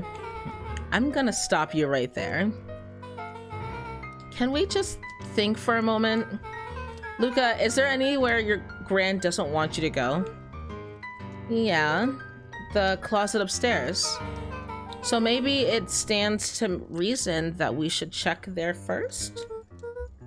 No dice, it's locked. Yeah, I checked there just before coming to get you. Well, well, well. Look who stands to reason now. And I have no idea where the key is. If it really is important, then she probably keeps it with her. Anywhere else? She has her berry bushes. Who has ever thought, I'm gonna take this important thing and huck it in the bush? True. Anything else? Maybe something out of the ordinary? Well, she's always worried I'll break her fancy dishware in the kitchen. But it doesn't matter anyway. It can't reach the latch. A look of realization crept onto Luca's face. All three kids snapped to glance at each other, then sprinted in turn toward the kitchen. Go, go, go! Alright, Rolo. This is your time to shine. Ah, yes. You've called upon my expert detective skills. And now I shall proceed with... Before he could finish, Luca scrambled up Rolo's back. Hey, this isn't my idea of detective work. Every squad needs a good lockpick. And every good lockpick needs a sturdy head to sit on. This is beneath my standing. Stop complaining and hold still. Got it. The three crowded around the hutch to peer in. With the glass doors opened, a perfect porcelain display gleamed in front of them. Their eyes searched for anything amiss.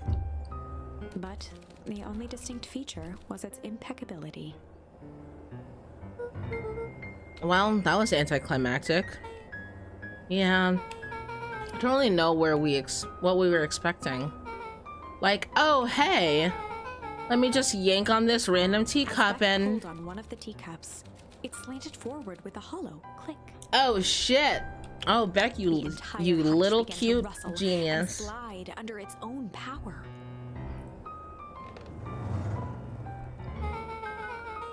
Seems like your grand has been doing some remodeling. Dude, only two types of people have secret lairs. Evil masterminds and superheroes. So, which one do we think she is? We're about to find out. I would sit on Tiff's head. Oh my god, Ash. Okay, so more of an unhinged conspiracist vibe. Oh, wow. Yeah, this cannot be good. We need to look around before jumping to conclusions, you guys. What do we have here? Barrels marked caution, explosive. And jam jars? That's enough jam to feed the whole town. What kind of incendiary jam is your grand making? Incendiary. She wouldn't have made me walk around town delivering bombs, right? Only one way to find out. Are we gonna set one on fire? Casually spun open a lid and dipped his finger in the jam. Are you going to taste it? To see if it tastes like explosive? Huckleberries. He smacked his lips. A hint of brown sugar. And... ink? What? Rollo plunged his hand in the jar, fishing out a soggy slip of paper. Ew. Aha! Rollo offered the slimy note to Luca and licked his fingers clean. It's addressed to Mrs. Fratelli. It didn't go over my head. I know where your head was going. A grand jamgram? It says, last night I used the disguise Eris provided to scout the location. The timing window should be possible. Operation Spark Plug is a go. Aw, man. Are they doing a heist? Whatever it is, can't be good. So more of a bombshell than a bomb, right? Am I right? You're new here, so I'll let it slide. But I'm the bad joke guy around here. Excuse me. A spider web of string connected photos of people from the town, interspersed with hastily scrawled notes. Well, sure, she sure kept herself busy. Is your gran a serial killer? Cause I'm starting to get a vibe. Don't be ridiculous. Sure, she's just tracking the movements of everyone in town. Out of the kindness of her heart. She put little symbols by some of them. Yeah, Mission Nuncreed has a check mark. What does that mean? The clipboards are all inside of a big circle. My moms are both on there. My moms are both on there. Both with question marks. Gus Valentine has a question mark. Eris has a question mark that's been crossed out. Mr. Kerr has a bullseye. The killer has chosen her next victim. We don't know what any of this means, Rolo. Whatever it means is probably not good. Excuse me. Excuse me.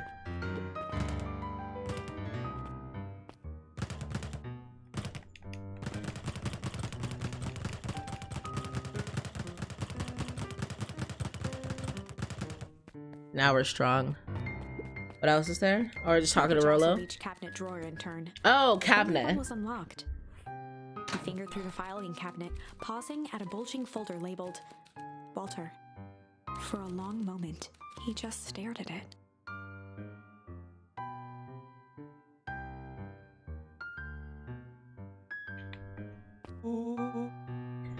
What do you got there? It's my dad. Looks like some of his old medical files. Your dad was a doctor? Luca nodded and caressed the label Wait. with his thumb. Oh, okay. Well, are you gonna read it? Here, let me help. Rolo swiped the folder from the drawer and began leafing through the pages. He whistled to himself, barely looking at the text. How about you actually read some of it? One sec. Dense documents such as this are a lot like a cheeseburger. It's best to skip straight to the middle. That's where all the meaty bits live. Wow, I had no idea we were in the presence of the preeminent scholar in dense documents and cheeseburgers. By all means, He proceed. stopped at a page and mimed, holding up a monocle. Ah, here we are. Follow-up examination of Terrence Wilby. Patient shows further signs of paleness and malaise. Body temperature continues to drop. He now describes soreness of muscles and joints. This is similar to the symptoms exhibited by Mrs. Wilby just a few days past. Still waiting on lab results from Joseph. Rolo looked up with heightened surprise. See? Creepy. Yeah, that's kind of disturbing. Who's Joseph? That's Mr. Nuncreed's name. Wait, what? Wait. Rolo's finger traced across the page. There's more scribbled in the margins. Could it be contagious? Mr. Wilby claims the tap water at his home has been contaminated. Perhaps environmental? Lab results only raise more questions. It's like he came back to the report later and made those notes. So it might be related to something Rolo else. scanned through several more pages. Here, the writing looks shaky. I just couldn't help her. The disease, or whatever it is, progresses so fast. And with his wife passing, Terrence's condition follows close behind, exacerbated by the loss. Enough is enough. I need to take matters into my own hands. Luca, staring blankly at the cabinet this whole time, spoke softly. What does it say next? Rolo rustled the folder, trying to loose more pages. That's where it ends. What? There has to be more. Luca frantically shoved the remaining cabinet folders, trying to find another labeled Walter. Maybe he was killed? Luca, I think that's the only one. It's alphabetical, see? What does he mean, enough is enough? How did he take matters into his own hands? This is bullshit. Luca slammed the drawer shut. Is that it? Oh, excuse me. They crowded around a worn-down old map of Beacon Pines. Cool! This looks like a treasure map. Not every old map is a treasure map, Rolo. Yeah, but every treasure map is an old map. I mean, can't fault that logic. Look, there's even a pathway drawn on it. And it starts at the entrance to town. And if we follow Rolo it, carefully traced the path with his finger. it leads right He to jabbed down at the end point. town square? That's the fountain in the middle of town. What a weird place to hide treasure. Rolo, that doesn't look like treasure to me. The end of the path on this map has the same symbol as those explosives over here. So, it's not hiding treasure? A real bummer. Rolo, what's the thing you've been excited about for the past month? The festival! Oh. Did you just say gulp? This feels like a gulp kind of moment. Everyone will be gathered near the center of town. She's gonna blow up the festival! Not if we stop her.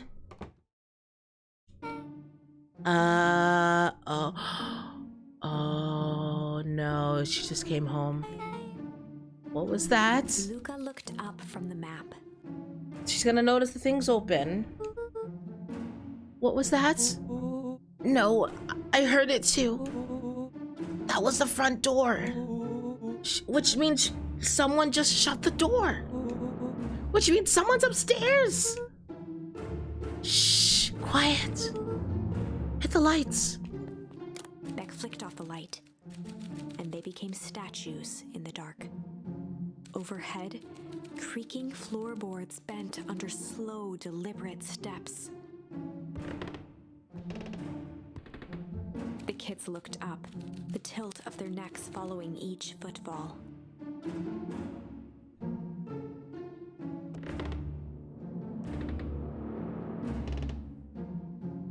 Then suddenly, it stopped.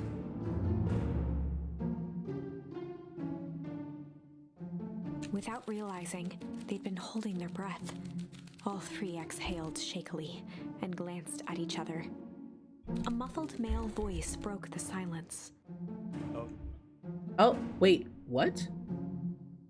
A final few footsteps reached the entrance above them, and the voice now echoed down the stairs. Anyone down there? Who is this? The three kids shuffled to the corners without a peep. With a clipboard. It's not a panda. It's not a... It looks like he might be a squirrel. As he began to Daddy? descend the stairs, the man's voice punctuated every new step. Thump. Yoo-hoo! I'm not here to hurt anyone.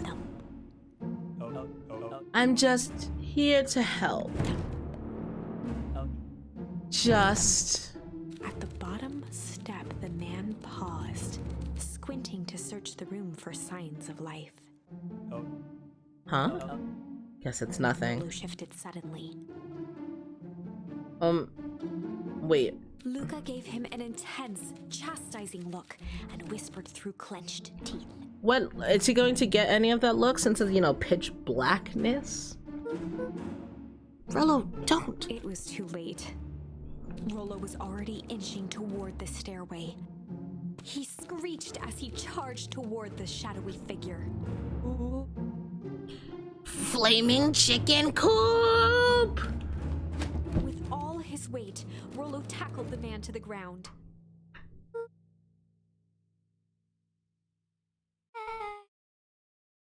Mysterious creepy man? Anyone there? From the dark corner, they saw something move. Well, I didn't know if I had it in me, but there was only one way to find out. Holy crap, Rollo, that wasn't awesome. Wait, did you just kill that person? Luca scrambled to the hunched figure on the ground. Turn the lights on. Pressing his fingers to the man's neck, he sighed with relief. Wait, I know how to check pulses? You sure clobbered him good, Rollo. He's knocked out cold. As Beck flicked back on the light, Luca and Rollo both gasped in stereo. Oh, Mr. Tolliver. Chapter 7. I couldn't tell who the figure was. I haven't seen Mr. Tolliver since last stream, like freaking 4 days ago. The interrogation of Hiram Tolliver. Still unconscious, Mr. Tolliver slumped heavily in a shoddy old chair. His hands were bound with rope, his feet tied with some loose string. The kids huddled in a circle, discussing their plan. One thing was certain, they couldn't just let Mr. Tolliver go. They needed to know what he was doing in Luca's house. After some deliberation, it was decided. Oh, good cop. Chill? Hard. I mean, okay. So far, all the decisions that I've made, that have been like standard following the story decisions, had led me to my death. So I'm 100% doing hard cop. They'd run the classic good cop, hard cop interrogation. I want this one to lead me to my death so I can go on the correct storyline later. Rollo brandished a steely gaze. I've got this. Read about it 100 times. Rollo swaggered past the chair which propped up the slumping Hiram Tolliver. Oh, Tiff going hard? Damn right, baby. Without even looking I at always his go captor, hard. he began I'm with a always long, hard. blustery drawl. Well, Mr. Tolliver. Mr. Tolliver remained motionless. Wait, why are we bothering if he's not going to be awake? Rollo spun around to face him. He'd clearly expected to rouse Mr. Tolliver with his booming voice. Booming. Cute. Mr. Tolliver? Beck and Luca gave each other an unsure glance. Rollo slammed his fist on the table. I said, Mr. Tolliver? He grabbed the table lamp and beamed it onto the unconscious face. Alright. Oh, I'm sorry. I said beamed. I thought it meant beated. Or like beat it into his unconscious face. I'm like, okay, Rollo, calm down a couple of pegs. You're at a 10, I need you at like a 1. 1.5 even. Mr. Tolliver groaned and slowly lifted his head. He recoiled with a muddled, weary squint. What in the world? The chair wobbled as he attempted to straighten up. Who? Who's there? Mr. Tolliver could only make out rough shapes through the glaring light. What?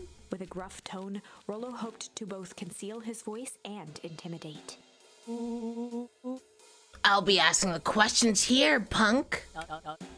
Now, hold on. Let's just calm down. Oh, I am calm. Calm as a carrot in dirt. As for you, looks like you're sweating. The doubtful expression on Beck and Luca's faces transformed into awe. We can do this my way. Well, let's just say I've never needed another way. Rollo, hitting his stride, was now channeling every detective trope his memory could recall. He slammed the table again. Now dance! What? I don't even... Mr. Tolliver's voice became desperate. He was nearly in tears. Oh no. You've tied me down. How on earth could I dance? Dance with your mouth, punk. Spill the beans. What are you doing poking around this house? I'm here to help Juniper. To make sure everything's ready. Oh, so you're in a cahoots with Gran? Gran? Mr. Tolliver was in a daze, now more confused than ever. What is happening? You're literally in my basement. Who are you? Gonna help her blow up the festival, eh? Blow up the festival? Good He shook lord. his head, feeling more and more dizzy. No, you've got it all wrong. Where is she now? She's heading to the source. Source? What's the source? It's where His voice faded to a whisper. the town began. Where it all began.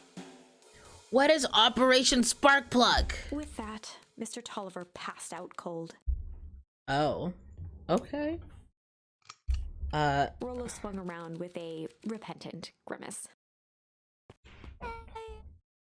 Damn, Rollo. I think you went a little too hard on him. What did he say about the source? It's where the town began? We need more information. I'm struggling doing Rollo's voice. I can't get it as raspy as I did before. Yeah, but we'd better not push Mr. Tolliver any farther. Is there anyone else who might know more? What about the History Museum? It just got set up for the festival. Take a sip? Over here. Okay, I got it.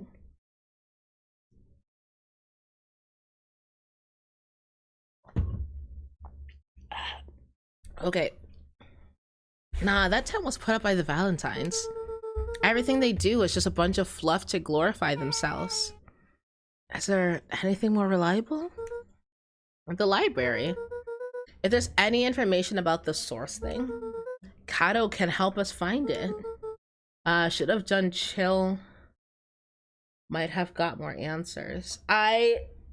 Yes. Yeah.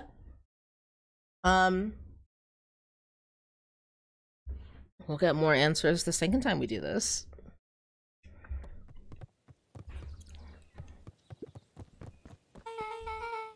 This is a dang nice library.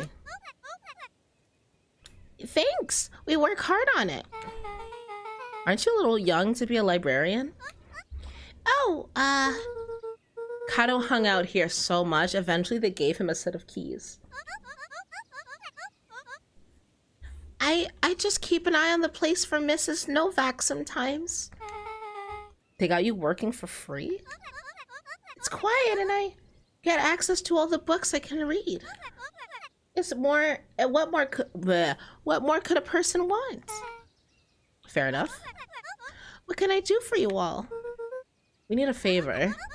I already told you in Rollo. I can't put you on any higher on the wait list for the next Hank Atomic. If you're here with more candy, I'll have you know I can't be bought. No. Other stuff, though.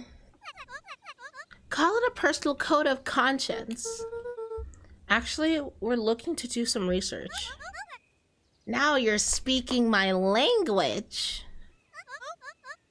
What are you looking for? That's the thing. We sort of don't know. What do you got on the history of the town? There's the county record archives. What's in those? Births, deaths, newspaper clippings, stuff like that. Pretty boring reading. But they do go all the way back to when the town was founded. Great. We'll start there. Chapter 8. 6 feet under, 3 towns over.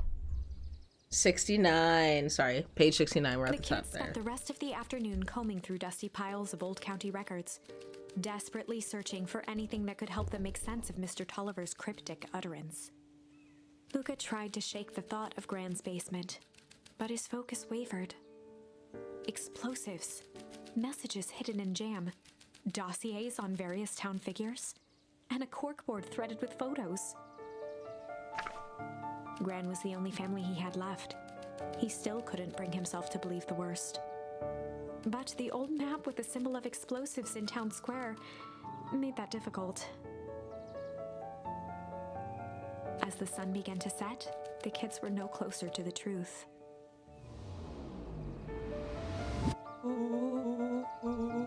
If I have to read any more records, my eyeballs are gonna pop. We have to keep digging. If I dig another word, I'm gonna end up in one of these asinine death records. Rollo Cotter, that's your last name, lived a full and wonderful life. Till he read so much boring crud that his brain oozed out of his ears. Rollo shut his book with an assertive nod. Isn't this about the same time you froze last time? Let me think. It was the day of the festival at the very end of the day. It was nighttime. I remember because he had just mentioned that it had... Oh, shit. Was it? No, because we saw the windows. The sun was still out a bit. I don't know. I just figured it's later in the day.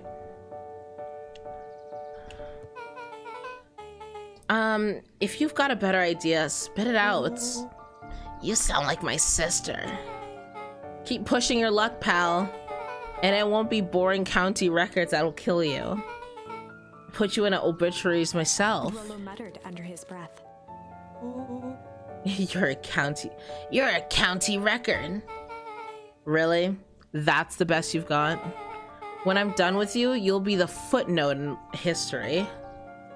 Just like... Beth slammed her finger down on the open page before glancing down to read. Ow, my eye. J. Hartford here. I'd love to see you try. Hey. We're all a little tired here. Let's just take a minute and... Something tickled the back of Luca's mind. Wait, what was that name, Beck? In the orbit? J. Hartford. From the Brookville Tribune 8 years ago? Oh, sorry. That can't be right. What is it? J. Hartford. That's my grand's name. Juniper Hartford. Maybe there were 2 Hartfords? I just gave him the wrong voice. It's my bad. Mrs. Hartford is survived by her young daughter, E. Hartford. Wait, so Gran has fake death records? My mom's name is Eleanor. Okay, this is getting creepy. If your gran is 6 feet under, 3 towns over, then who the fuck is this? Then who am I living The with? question hung in the air. I was late to understand that. All right, gang, I gotta close up for the night. Beck rubbed her eyes. How late is it? Almost 10. Oh, crap. Pa's gonna kill me. I gotta go. Yeah, my parents will be worried sick. Okay, let's meet up as early as we can at the festival tomorrow. Oh, okay, yeah, so... Johnny, now I understand. I said the thing happened the day after the festival. I thought it was festival day. No, sorry. The freezing thing happened the day of the festival. I thought today was festival day and it wasn't happening until later tonight. But no, completely wrong. Let's see. What happened to the other storyline? I was moping on my... We got into the argument. That was the day before the festival, and then I moped. I slept, I kicked the ball around, I slept. Next day, Gran was making me food and stuff, and then I slept all of that day. And then the next day was the festival. And like Beck went to visit me, I think.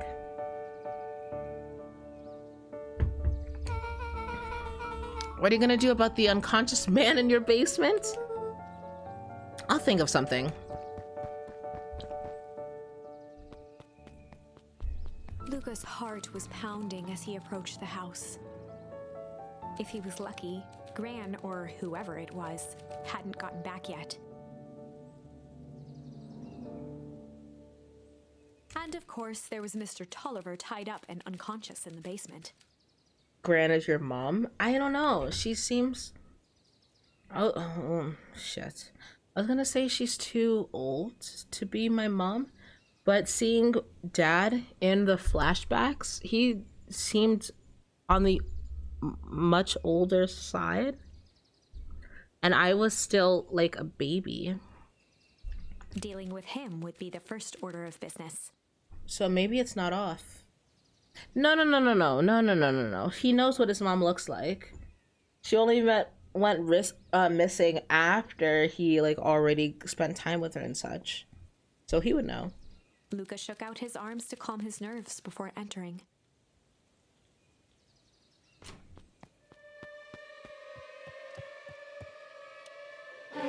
He held perfectly still, tempering his breath, and listened closely. She was asleep. His only hope was that she hadn't found Mr. Tolliver before dozing off. Remember, the goo ages you. It morphs you, rather. The bully got it and he looked fucked.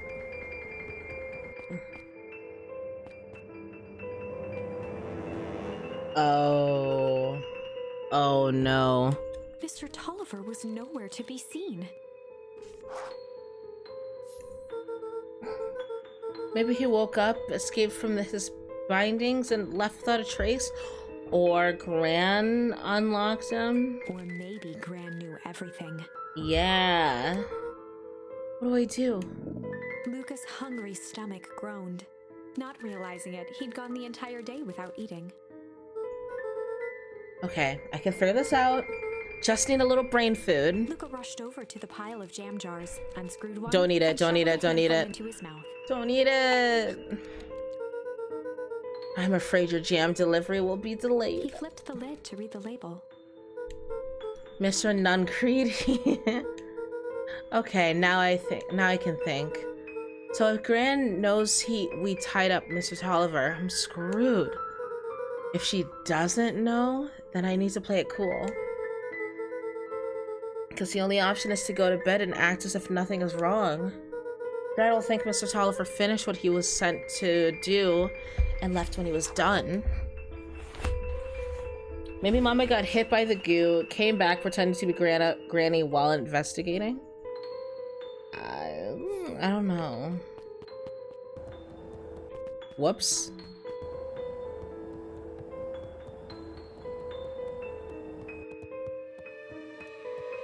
Oh god, she's gone now too? Gran? Okay, I'll stick to the plan. Go to bed and play it cool.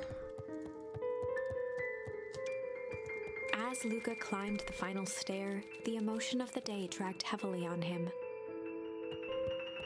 With each consecutive step, his legs weakened. He's scared.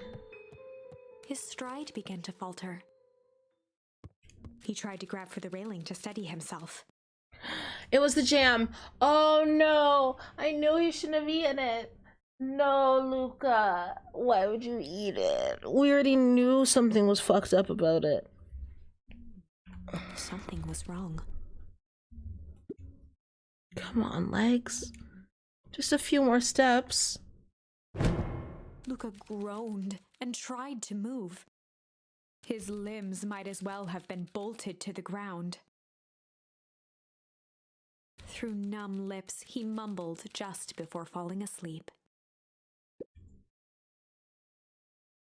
Wait, the germ?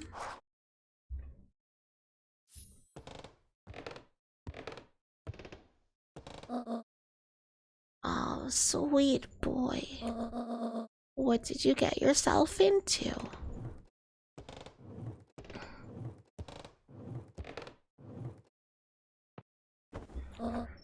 Rest now and let me handle everything.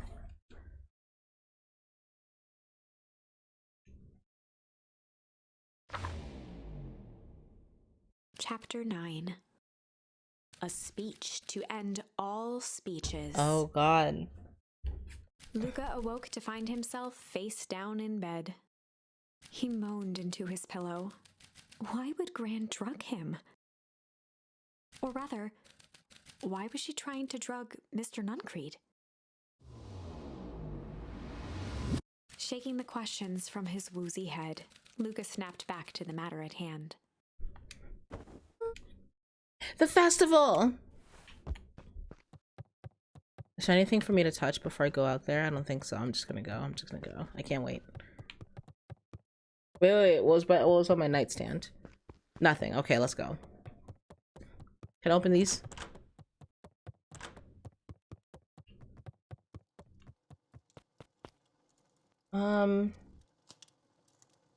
No, I don't need anything from the garden.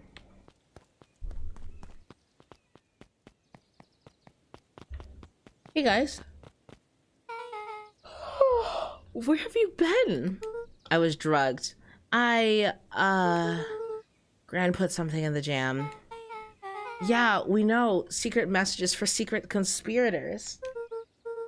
Not this one. The one intended for Mr. Nuncreed. Put me to sleep. Whoa, ho, ho, ho. Sly devil. Oh, that's cute. I think she's trying to remove him from the equation. Why? He might be in danger. Have you found anything? We looked around, but haven't seen anything odd. Your Gran is nowhere to be found. But Mr. Nuncreed is just loafing around waiting for the speech. What speech? Mayor Gus just got up to the podium. Everyone is gathering at the stage. Let's get moving.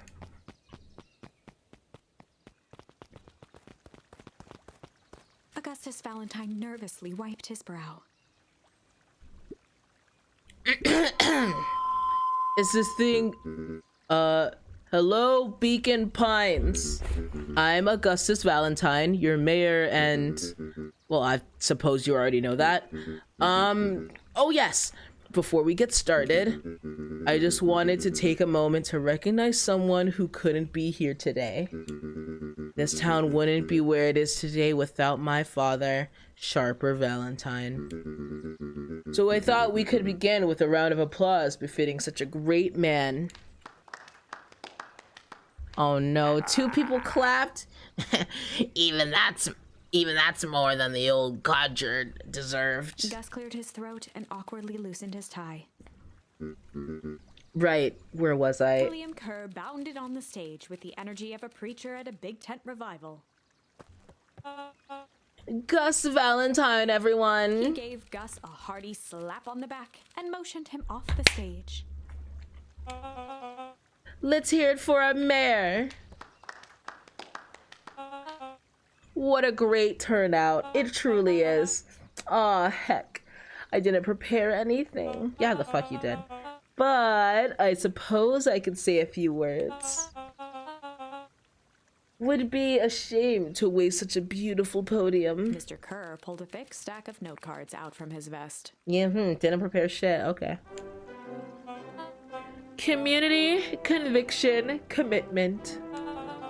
These are the things we celebrate at Perennial Harvest. For us, these are the pillars of the bridge to a better tomorrow. But I think it's time to add a new pillar. Change. Change is a powerful thing. It's it's inexorable, unavoidable, and undeniable. And I am dadgum. Oh. And I am, you know what, fuck it. I am goddamn thankful for it. Change is the reason we're all together today. It's hard for me to believe that it was only 4 years ago when fate brought me here. A simple business trip which brought me to a small town which would change my life forever. He wouldn't swear. Listen, I'm not saying the fucked word, okay? Dadgum. Dad. It's spelled with a D. Dadgum. Bruh. Yeah, but I've never said it. Daggum fucking yeah, okay. Yes. Mr. Kerr took a moment to survey the crowd. Yes, Ash, to the heavens, scream all the swears. Fuck censorship. Anyways, you know what? He wiped away a single tear. Oh, how noble. For the second I set foot in Beacon Pines, something about this place has held me captive. The D is silent. He's southern. Yep. I cannot do it. I don't know. It feels too wrong in my soul to say that word. I don't know what it is. I can't do it. Dagum. Is that it? Dagum? Speak louder.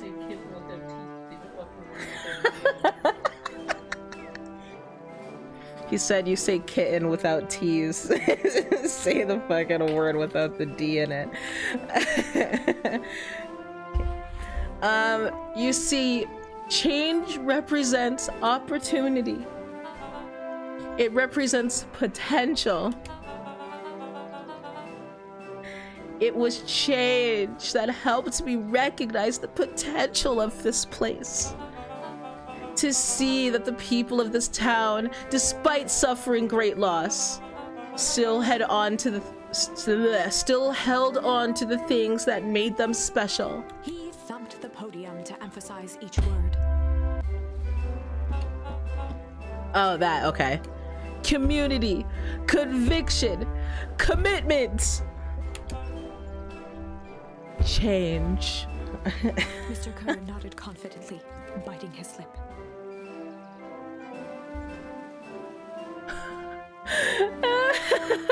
Stop judging the way I say milk, okay? I'm tired of you bringing this up. It is who I am. But I am not one to say the forbidden D word. The crowd was silent, in rapt attention. Fate made a perfect match that day. Are you slamming the desk? Yes, I am. It told me to. Nothing is more important to you all than community. I don't know how loud it's reverberating for you. It's probably quite loud. Who knows? Whatever. Fuck it.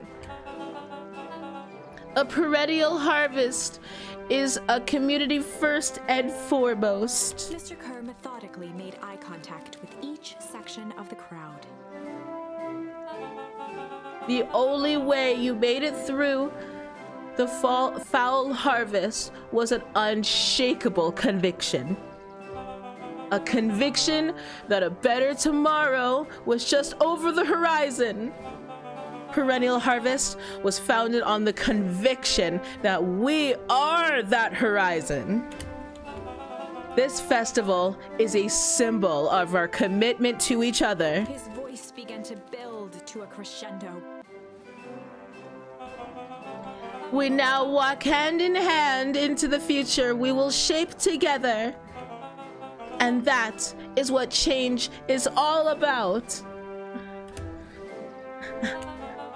Grabbing the future by the scruff of the neck and making things happen. Change is a choice. I am tickled pink that we will all be making that choice together. How great is that? Just imagine what we can accomplish. Oh shit. It happened again. What was that? The crowd began to look around nervously. Oh god. Oh man, oh god, oh shit. Oh damn. Hey, it's the rabbit woman and all her babies. Look at those, they're so cute on the right hand side. There's a bear person. Who's that man? Hold on, let's look at the crowd for a second. Everyone here I recognize. Look at that scruffy little dog in the front there. Oh, he's next to the podium right off to the right. He is so precious. I think he's a terrier. I don't remember seeing him, and I don't remember seeing the bear down below. I think that's it. Don't worry, a little thunder isn't going to ruin this day. Everyone remain calm. Mr. Kerr quickly flicked through his note cards. Where was I? Through all of my travels, I have learned one true thing. One always reaps what they sow. We have all planted a lot of good in this town. And so, it is with a happy heart that I can proclaim He raised his hands up to the heavens. our harvest away. Ooh.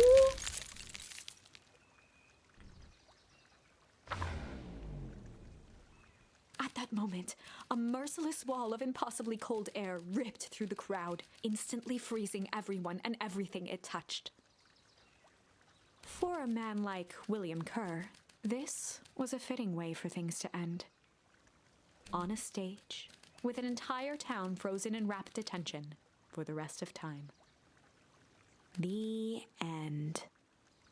There's that ice again! Whenever I think we're getting close, it comes along and ruins everything!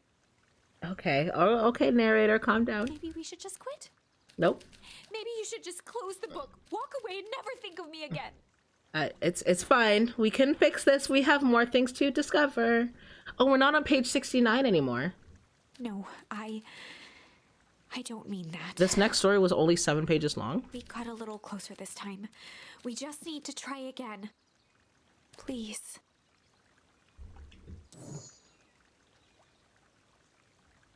Wait. Getting a hostile interrogation. Oh, we could be sly. We could be chill. Fuck. Okay, fine. I'll come back to the other stories like much, much later. Let's go. I think Johnny said chill, so we can go chill. Yeah, chill. They'd run the classic good cop, chill cop interrogation. I'll handle this. Just gotta play it cool. Luca walked calmly to the light switch, flicking it off and on a few times. Mr. Tolliver shook his head, gathering his wits. If I'm unconscious, I'm not noticing lights flickering. That will not affect me whatsoever. I'm just gonna keep my ass asleep. Oh golly, I sure got my bell rung. He looked over to find Luca, who returned a calming grin. Oh, sorry, Mr. Tolliver. This was all a big mistake. Luca, what's going on here? Why do you have me strapped down? No one's fault, really. Rollo just got a little startled. Rollo's here? Rollo and Beck emerged from hiding to give a timid wave.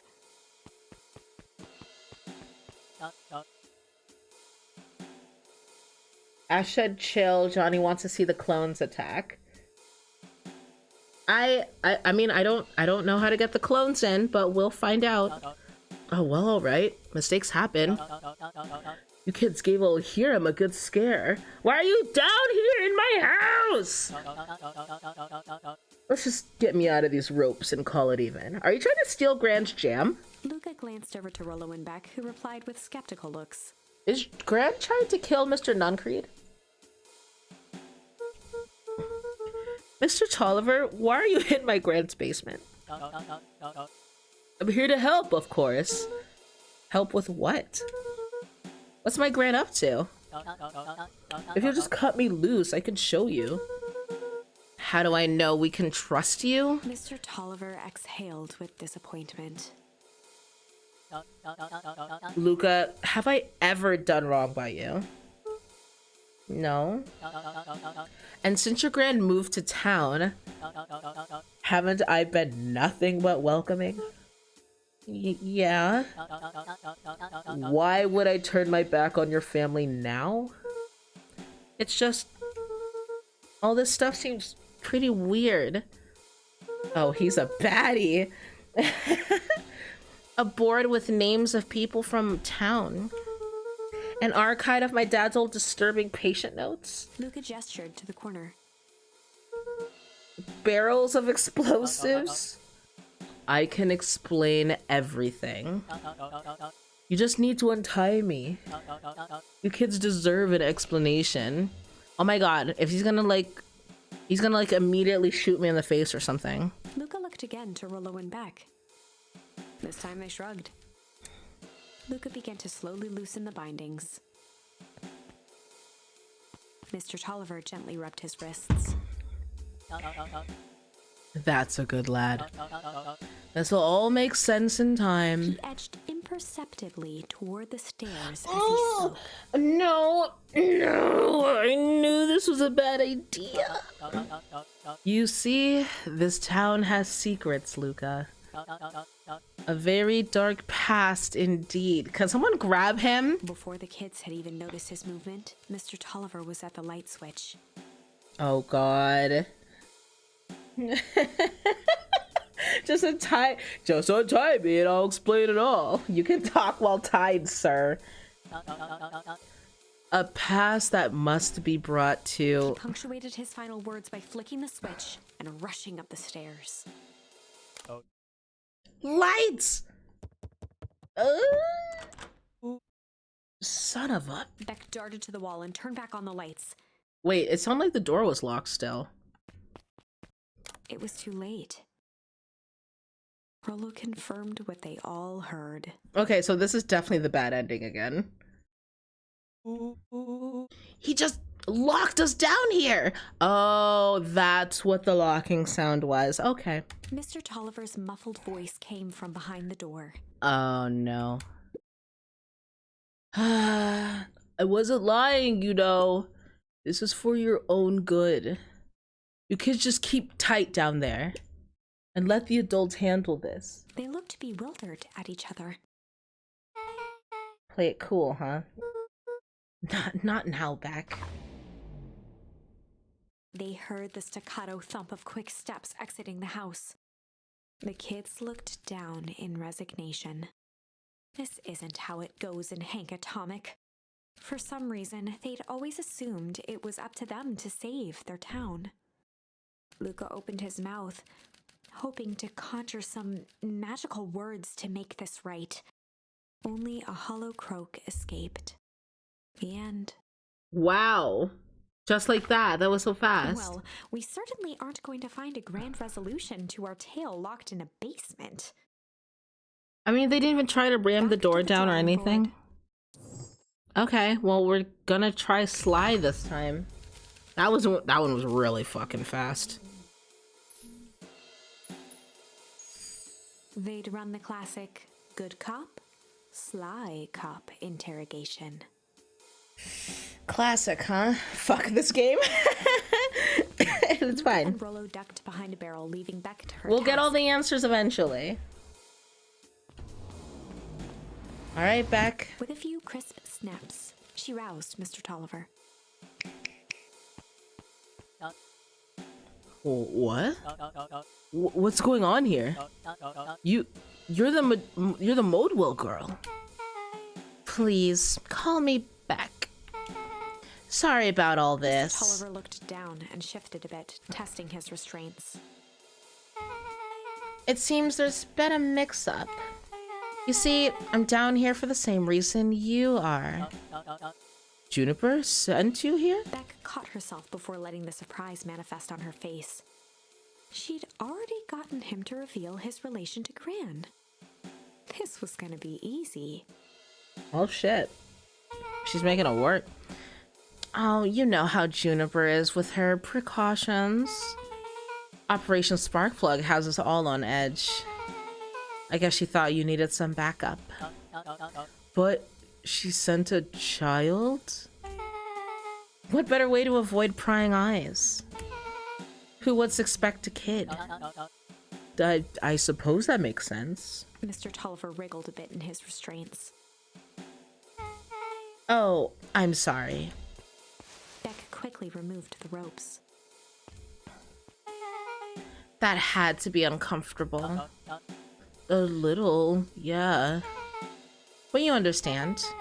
We never know who to trust in this town. Mr. Tolliver rubbed the growing knot on his forehead. Very true. So it turns out we're both here Beck to... twirled her hand, as if to prompt Mr. Tolliver to finish her thought. Destroy the evidence? Destroy what evidence? What? Beck shook her head and clicked her tongue. Yep. Oh, Gala's nothing if not thorough. Mr. Tolliver let out an amused huff in agreement. She sure is. Can't blame her, though. If anyone were to find out that we're going to destroy the source, well, we both know how bad that might be. No one will know anything once I finish cleaning things up down here. Beck was on a roll now, playing Mr. Tolliver like a fiddle. You sure you could... You're sure you can finish this up on your own? Juniper trusted me for a reason. You can leave the rest to me. Good. There is some more loose end I'll go work on. Loose end? Oh, it's nothing really. The other day, I had the radio on scan while restocking the candy shelf. And wouldn't you know it, I intercepted an odd phrase in a perennial harvest transmission. Underground secrets. That's ominous. Becca's a good teammate. She is. Look at her. Playing this man like a fucking fiddle. I think it might be a password, but Juniper dismissed it. Said it wasn't mission critical. What's the password for? We don't know. So we have a password and nowhere to put it? It's gotta mean something, right? Good thinking. You should probably go work that out. I've got this under control. Oh, that's a relief. Between you and me, this basement gives me the willies. Ugh. Heading for the stairs, Mr. Tolliver hesitated and turned to Beck with a puzzled look. She grinned and gave him a peppy wave. With a shrug, he continued up the stairs, whistling a jaunty tune. You guys catch that? Sure did. This whole time, Mr. Tolliver's had a candy shelf, but all he ever sells us is apples? Beck blinked slowly in disappointment. The password, Rolo. Well, sure, but once things are back to normal, I'll be having a word with Mr. Tolliver about that candy shelf. Fine.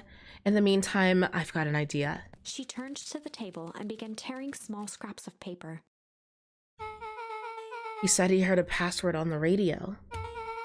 Any good spy transmissions is never what it seems. Beck marked each scrap of paper and leaned back. We need to just find the hidden meeting. Okay. What's another word for underground? Buried, covered. Could it be cover up? Maybe it's one of those each letter is a number thingies. So you would be 21, N would be 14, D would be... Oh, it's an anagram. Nun Creed's drugstore. What the fuck? You're just pulling that right out of your ass? Luca and Beck looked at Rolo with amazement. Rolo, that was incredible. Well, it's either that or Kren's nude rug store. Yeah, I think you were right the first time. How did you do that? What can I say? I love ciphers. Well, I guess we know where to go next. I mean, I feel like that was evident with the... No, they wouldn't know that. The jam. The jam killed me last time. Did he decipher that faster than... Are you gonna say faster than me? I don't think your ass did it.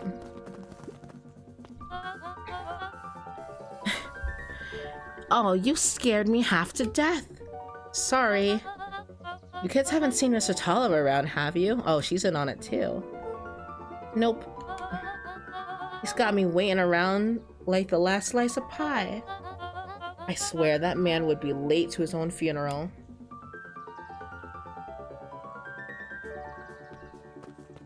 Shit. It's this way, right?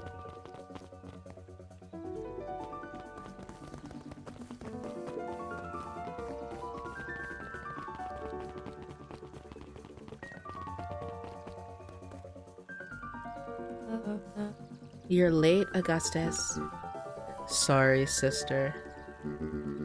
Was caught up with work. Work? You? I had a few more details to lock down for the festival.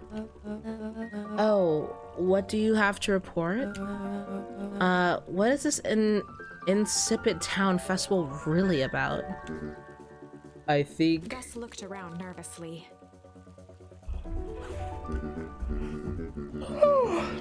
I think Mr. Kerr really does want to do something good for the town. He's actually a pretty nice guy. You should spend some time with him. I didn't pull strings installing you as mayor so that you could make friends. Your job is to help me figure out what current perennial harvest true intentions are with this town. We have a responsibility. This is our father's town. Was. Excuse me? This was our father's town. He's gone, Eris, and he isn't coming back. Father left us with nothing but problems. Mr. Kerr came here and offered to help us. We accepted that offer. We didn't agree to them turning Father's warehouse into a toxic dumping ground. That is just a temporary arrangement. The glow can be seen from our damn backyard. They are dumping their nasty little secrets on us. When this all inevitably goes wrong, who do you think will be blamed? Eris's cry hung in the air. We have a new choice to make now, sister. This town is going to change, whether we like it or not. Are we going to choose to be a plant, a part of the future, or be forgotten in the past? It's a shame Father named you Augustus, but you will always just be a Gus. Good night, Eris. I'll see you at breakfast tomorrow.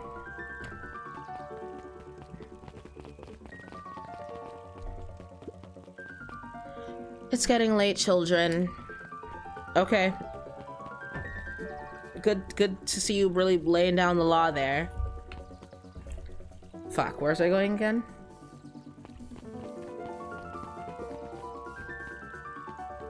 Where was I going again? Not there.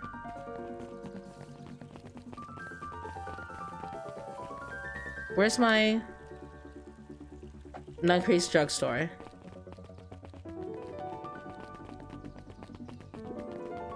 Solomon stood proudly at the entrance to the drugstore, holding a brown bag overflowing with black licorice.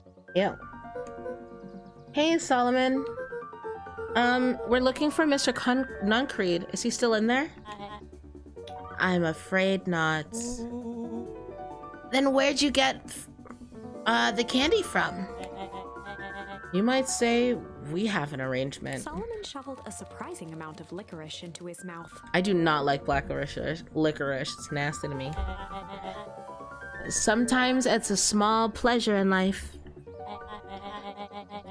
Though we might not always have family to rely on. Yeah, there's the baby Doberman, finally. Licorice has never let me down. Well, I can't say licorice would be my first choice, but whatever floats your boat. You can tell a lot about a person by their choice of confection. Oh, yeah, I guess. I like sour gobs. No, that's a good choice. I'm certain you do. I always wonder why Mr. Nuncreed kept licorice in stock. You must eat enough of it to make it worthwhile. There are many ways to earn loyalty. For some, it's as easy as cold hard cash. He's not a child. From the moment I saw him, he looks tiny and cute, but the way he dressed, I'm just like, you are not a baby. You are a grown-ass, tiny Doberman. Corgi Doberman mix?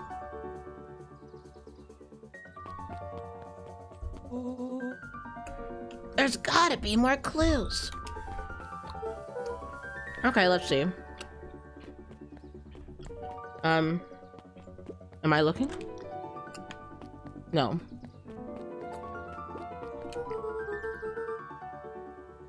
Have you ever seen anyone actually use this thing? Besides Mr. Nuncreed? No. Beck cupped her hands on the glass to peek inside. That is not a normal phone booth. It's got like a blinky keypad. Ooh, is it an elevator? Kren's new rug store. I mean, underground secrets. A password. Beck flung open the door and they all squeezed in. I honestly thought that was locked. All right, let's see here. Luca cracked his knuckles and entered the letters into the keypad. Underground secrets. Sounds like that did something. Great. Now what? I guess we... Oh. The inside of the phone booth dropped loose from its shell. Without even the space to panic, they closed their eyes, held their breath, and accepted their fate. Suddenly, the chaotic descent slowed to an effortless landing. It was unclear where they ended up, but at least it was solid ground. The air was stagnant and smelled vaguely of chlorine. I thought those were I thought those were washing machines or like dryers or something. I knew it. You knew there was a secret hub full of strange tubes under the phone booth? Of course I did. Didn't I say that? No. I definitely thought it. Luca, do you remember when I said how cool it would be if the transdimensional conduits from Hank Atomic Issue 12 were real? Rillo, at some point or another, you said that about every technology ever discussed in Hank Atomic. That's why I'm such a good predictor. It looks like each of these has something written on them. Oh, I thought she was gonna say Mining Operations Alpha. You guys have mines here? Not that I know of. This town is all farms and fertilizer. And a series of tubes. Pa always says you can only trust a miner up to the point when they hit gold. Not sure how that wisdom applies in this exact situation, though. That's the thing about Pa. You don't always realize what he means until it's too late. Perennial Harvest main office. That's where my mom works. What does she do? Science stuff. Is she involved in all of this? We just moved here. How could she be involved? True. Valentine Fertilizer Warehouse. Isn't that where you almost got snatched? Yeah. Why would Perennial Harvest have a tube going to the old Valentine warehouse, to old Valentine place? Is it starting to feel like something big? Can't touch this, and then there's this. This suit has a broken mask. So have we found our mystery warehouse creeper? Well, at least found their hazmat suit. If it walks like a Nuncreed and talks like a Nuncreed, Oh my god! It was Nuncreed who grabbed me? No, but why did she give him knockout jam? Unless he wasn't meant to eat it? I don't know. Let's not jump to conclusions. Game? There we go. just saying. Press buttons. That's a lot of buttons. Stand aside, Earthlings. I've read enough Hank Atomic to know my way around sci-fi tech. Rollo's hands hovered over the field of blinking buttons. He's gonna like run his hand across it like a freaking just like a freaking cat on a piano. Press all the buttons, I'm saying. Eeny, meeny, miny.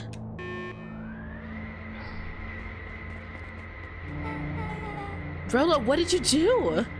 Nothing. I didn't even mow yet. Wait, what? Is something getting blasted this way? What was that? Hide. Where? Behind the box?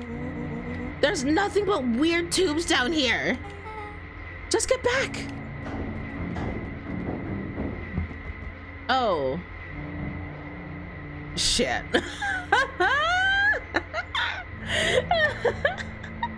Hey, Mr. Nuncreed, we've been looking for you. Shit. Shit. Awesome.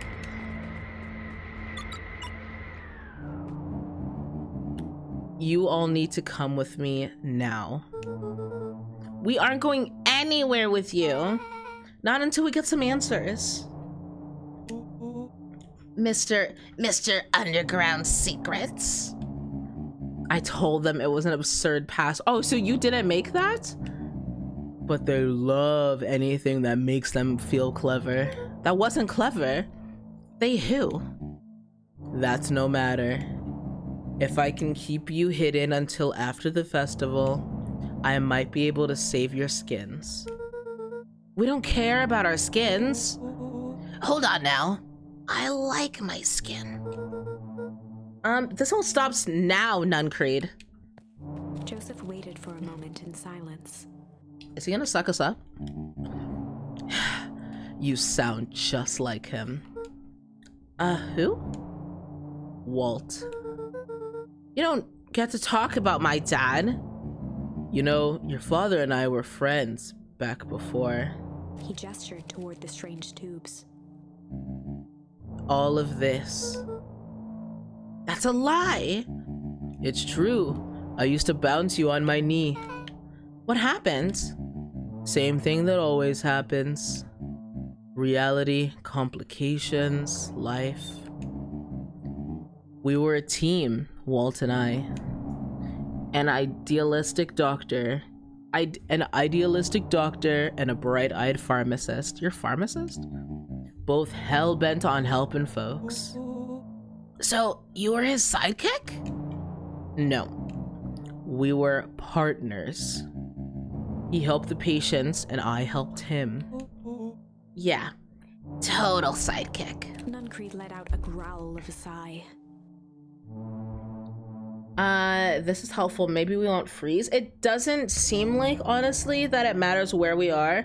As long as we're still in the town, even just underneath it, that will still be subjected to the freeze. But I guess also every time we got frozen, we were above ground. So it might make a difference, but I can't foresee us staying here for an entire day because this festival's tomorrow.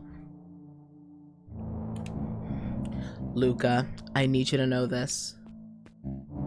I need someone to know this. One day, Sharper Valentine comes to us. Says he's got an opportunity. He'd found something we didn't quite understand. And he was willing to pay us both handsomely to help him understand it. And my dad said no. Your father and I both believed in helping people. But the thing I could never get him to understand was, it's a lot easier to help others if you help yourself now and then. Classic sidekick into villain plotline. Walt loved being righteous, almost more than he loved his family. Oh shit. Sorry, fuck you. He was wrong about one thing though. When he begged me not to take Valentine's offer, he said, Joseph, if a person says yes one time to Sharper Valentine, he'll make sure they keep on saying yes to him until the day he's dead and gone. He shook his head wistfully. And now Valentine's dead and gone.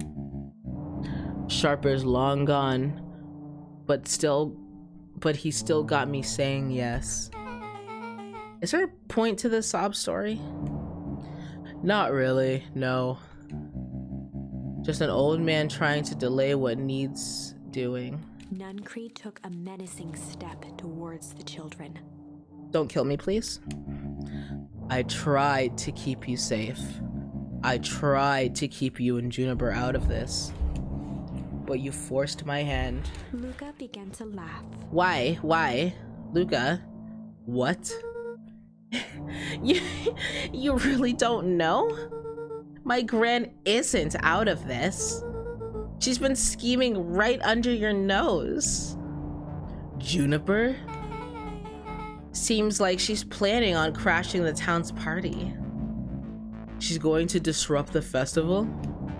Why would she? Color drained from Nuncreed's face. How does she know? Apparently she knows a lot of things. What? Let's just say this isn't the only underground lair we've busted into today. And honestly, hers is way cooler. She's got maps and explosives and bad intentions. Big man. Nuncreed grabbed Luca by the shoulders. His eyes were frantic. I said that last line weird. Ignore that. You need to tell me what she's doing right now. She doesn't understand what it is she's messing with. Tell me now! She's in danger, boy! I don't know. I don't. She had a map with a mark on the fountain in town square. The fountain? But why would... A jolt of realization struck Mr. Nuncreed. She knows about the source? What the heck is the source? If she tries to destroy the source, it could catalyze and... Dear God, she's going to freeze us all. Yeah, she did it. Yeah, she did it 3 times already now. Or twice? Maybe just twice. You all need to run. Run where? Away. As far from this town as you can get. Head west and don't look back.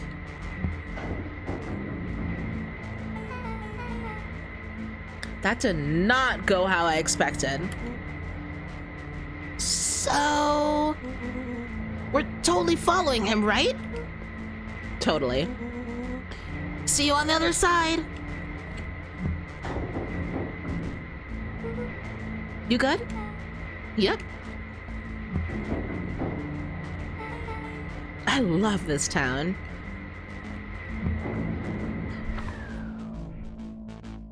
Chapter 8. The cold, hard truth. Beck leapt up, allowing the suction to yank her into the dark. Dimness eclipsed around her like the shutter of a camera as she seemed to cover great distance in mere moments. Her only points of reference were glints of upcoming turns, which approached with frightening speed, only to carom her gracefully along. We're freezing again. Oh, we're absolutely freezing again. This is not the way. She heard the tinny, distant echoes of Rollo's glee. Once she stopped fighting against it, the ride was impossibly smooth. Then, all of a sudden, oh as god, if minutes had passed in an instant, light blazed into view. What? Why is it cold outside? A burst of wintry air snuffed across her face, and she was flung out into the cold. Where are we?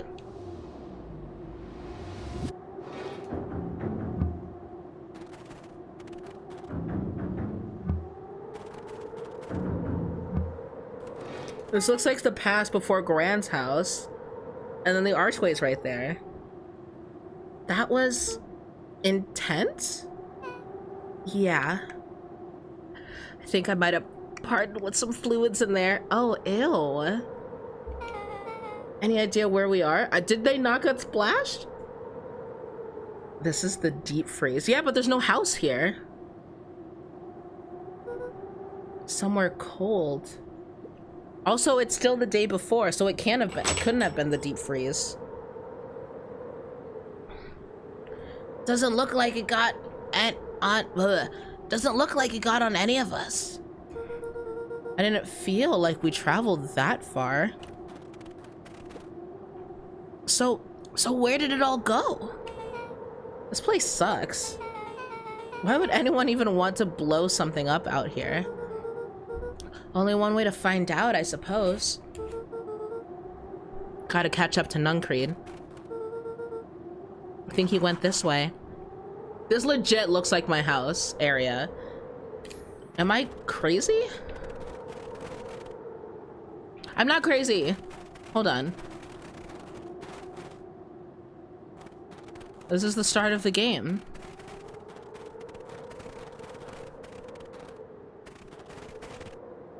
Are we in the future? My house isn't here.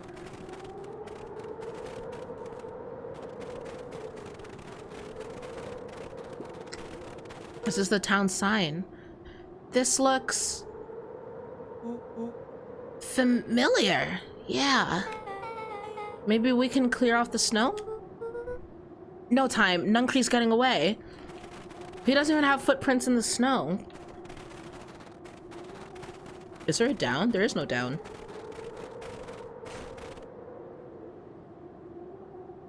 Oh. Okay. This is starting to feel really familiar. I may not be the most well-versed on all things Beacon Pines, but this does look like some sort of frozen replica of town. Ah, I got it. It's so obvious now. Mr. Nuncreed is an alien. Rollo. Stick with me here. His species can only live in sub-zero temperatures. Stop. Oh boy, here we go.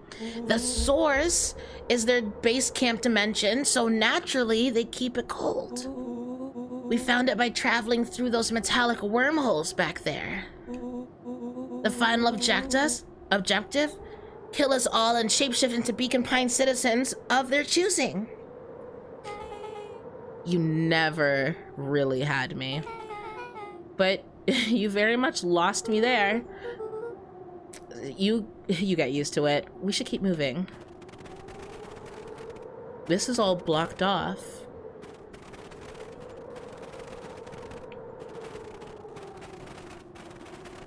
Huh. This has to be far future, right?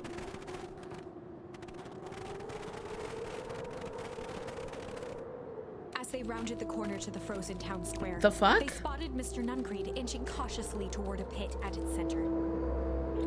He held his arms out gingerly, as if approaching a beast in the wild.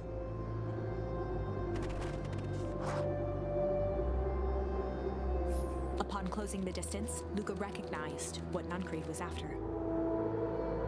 Gran stood confidently at the edge, one arm outstretched over the abyss. Nearby, a wheelbarrow had been emptied out.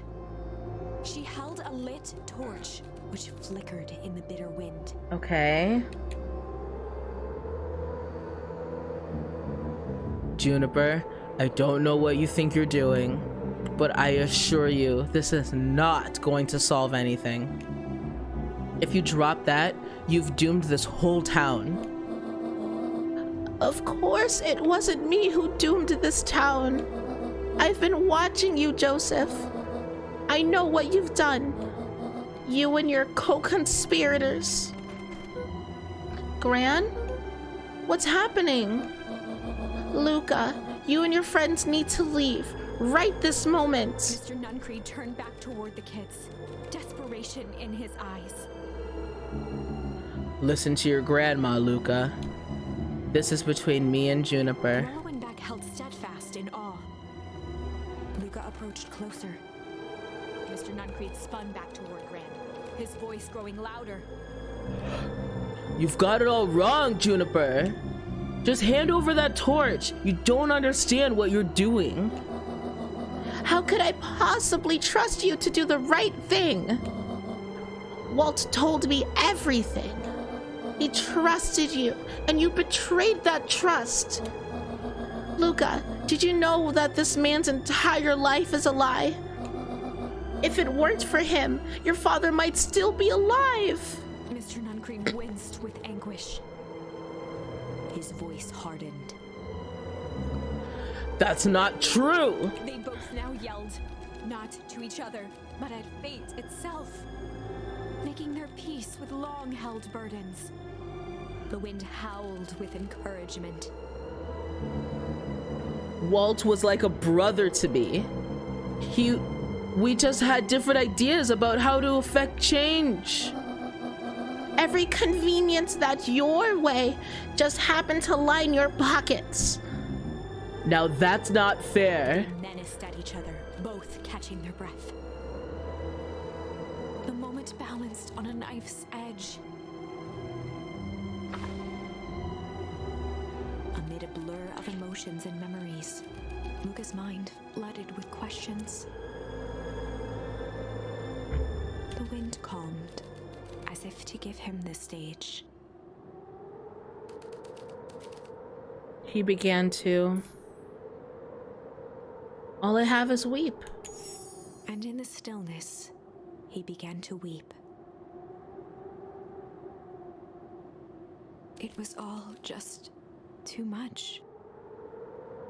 Falling to his knees, Luca whimpered softly.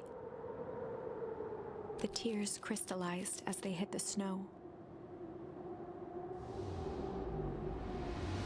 Gran stared at Luca for a moment with warm sympathy, remembering why this was all necessary. This'll all make sense soon, Luca. Then everything can go back to normal. I promise. She stiffened up and brandished the torch. No, you're gonna blast us to smithereens. Well, I guess not. You're going to freeze us to smithereens. You can't hide behind those people any longer, Joseph. Once their precious source is destroyed, we'll see where their loyalties fall.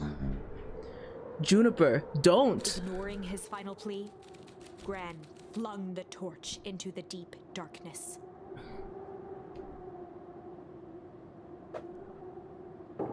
She smiled and exhaled in relief. Mr. Nuncreed moaned in resignation. The torch echoed as it ricocheted down the hole, punctuated with a thunderous thud. Okay. You see, Joseph, I've learned one very important lesson in life. If you want things to change, then you must be willing to. Before Gran could finish, the ground shook her to silence.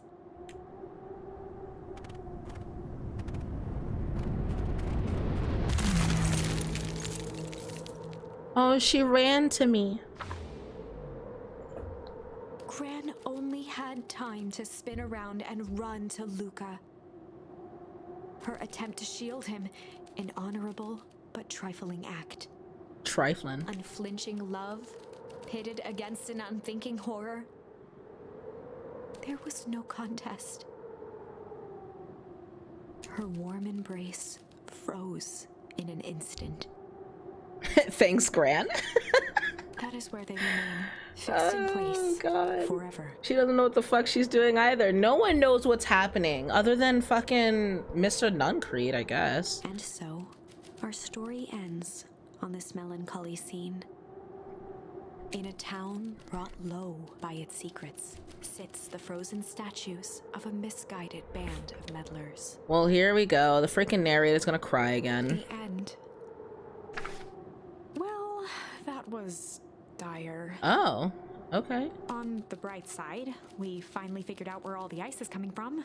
Now, we just need to find a way to deal with a mystic, unfathomable force of nature. Well, that's the ending of that tree for now. Nothing I can do except for tickle. I have to tickle the bully, Iggy. This was the storyline where my first option was to fight him. We fucking head-butted him and he fell into the puddle and became a dysmorphed monster, essentially. And then that's where we found all the clipboard clones when we were hiding in the treehouse, and we couldn't find Rolo anywhere. Rolo was like captured from the night before. This was the same storyline. So we're looking for Rolo right now, I believe. This is the same storyline where we were at the warehouse. Both me and Rolo, the person in the gear came outside, but we hid in the dumpster. And so it sounded like the person went back inside. Rolo ran ahead first out of the dumpster, and after hearing his footsteps get of distance away, we also ran out and went straight home instead of checking up on Rolo. And then he was missing the next day. We were trying to look for him, and we were dealing with these cocksuckers.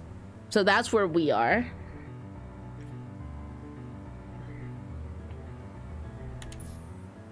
All right, we're tickling the bully. Time to bust out the tickles. Why are there clones? No fucking clue. Hey, Tish, want to see something cool? Yep. Check it. Beck lunged forward and began to tickle under Tish's arms.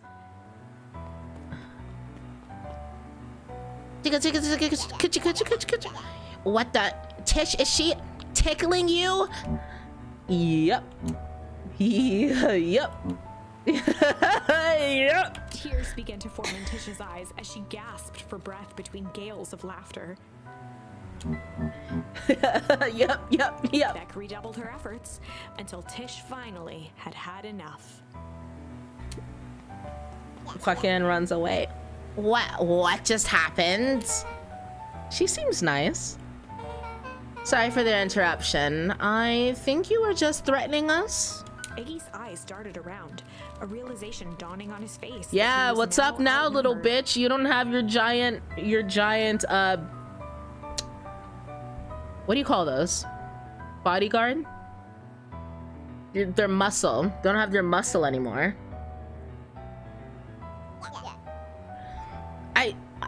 I just remembered. I have somewhere to be.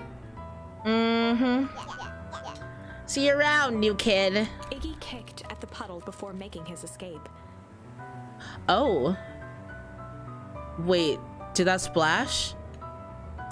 No! No! Whoa. What a little creep. Get that off your face!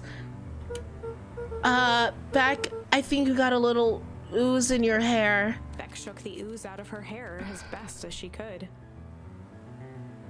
Tiff, you are getting some impressive FPS. Yeah, yep. Is it bad? Oh. I mean, as long as it only touched your hair and won't make you into a swollen beastie. It depends. What are your feelings about having a more mature, refined look. Oh God. No, no, come back. Chapter 4. The best policy.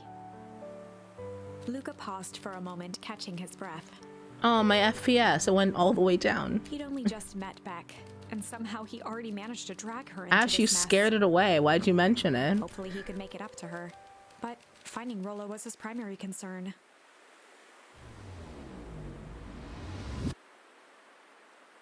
Okay.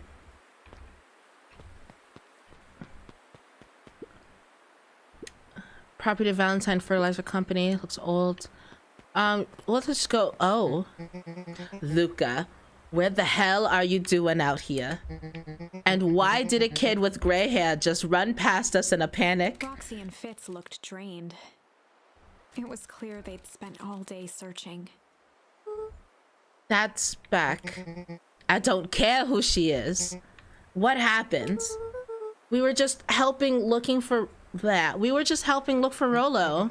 Luca, I need you to start telling me the truth. Roxy's temper could We often were. be dismissed as the impatience of an older sibling. But this was the most intense Luca had ever seen her.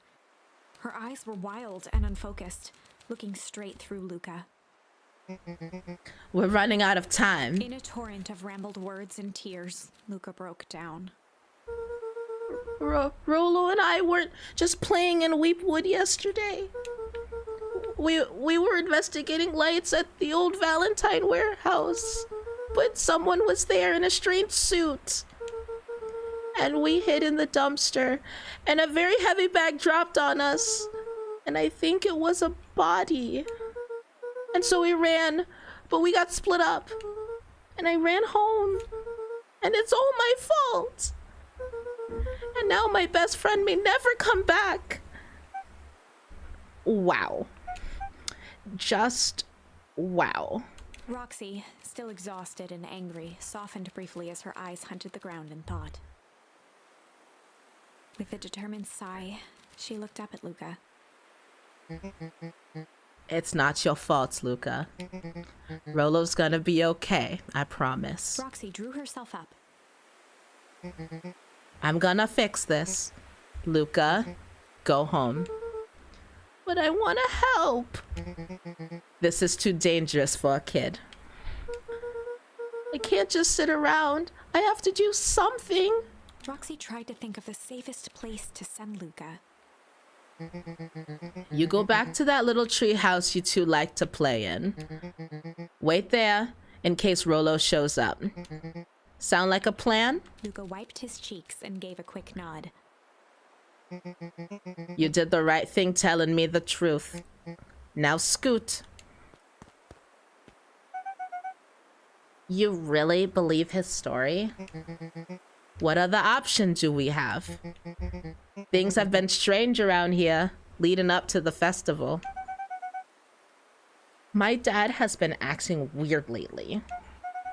Well, weirder than normal. Looking into the puddle, Roxy rubbed her arms to warm up. Why is it so cold here? This place gives me the willies.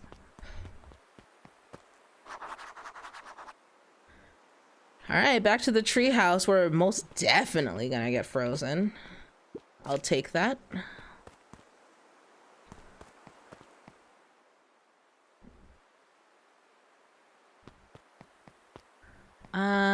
I cannot talk to you again. The treehouse is back in town. Mr. Nuncree jumped with a start. Oh, he was about to enter a secret telephone booth. Oh my fucking god. What was that music? Whoa, don't sneak up on me like that, little fella. Sorry, who are you talking to? He was talking to somebody? What? Luca motioned to the phone booth. Oh, no. I was just checking because I thought I heard it ring. But the dang thing never does, of course. I know your secret, Mr. Nuncree, you little bitch. Yeah, I've never seen anyone use it, really. Whoops. The whole thing's a waste of money, if you ask me. Any word from Rollo yet? Not yet. Long time for a boy to lose his way. What is that? What the fuck? Excuse me, game? Okay. Rolo knows those woods too well to get lost. I don't like this ascending music. I suppose you're right. Silly boy's antics have this whole town worried sick. Antics? We all know Rolo likes to play his little pranks. You think this is a prank? What other possible explanation could there be? He's not playing a prank, and he didn't get lost. Someone took him. I know it. Why would you know that? Or how? Unless... Luca, is there something else that you know? No! Luca, don't you dare say anything. Not to this man. Mr. Nuncreed gently placed one of his substantial hands on Luca's shoulder. Dang it, boy. If there is something you know, something that could help your friend, you need to tell folks. Yeah, but not you. Not you. You were there. That was your suit. Luca peered I'm at lying. Mr. Nuncreed. Kind eyes warmed a stern face. I'm lying. There was a deeper emotion hiding beneath it all. It was subtle, but Luca could sense something eating away at him. Shame, motherfucker. I only have the one option. He's gonna know. He's gonna steal me too. Lurking behind those eyes. A deep sadness. If Mr. Nuncreed was that worried about Rolo, maybe he could help. No.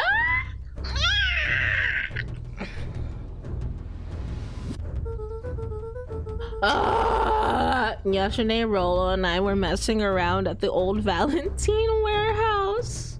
Mr. Nuncreed raised an eyebrow. Both of you? You were with Rolo when he went missing? Not exactly. I was hiding in the dumpster. The dumpster? What were you doing in there? At first, we were just looking around. Then someone in a strange yellow suit came and dumped something on us. We both got scared and ran.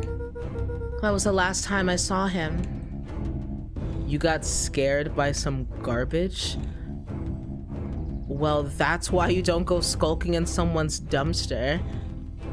Are you trying to... But it wasn't garbage. Was he not the one who put the bag of body on us? I think it was a body. I'm sure it was just some trash. Yeah, you're a fucking liar, Mr. Nuncreed. Whose body was it? No, there was a name tag. It said Deep Engineering. Wait a minute! That's not Beck's mom's body, right? Probably not, right? It's probably fine. It's not her. Mr. Nuncreed's shoulders slumped.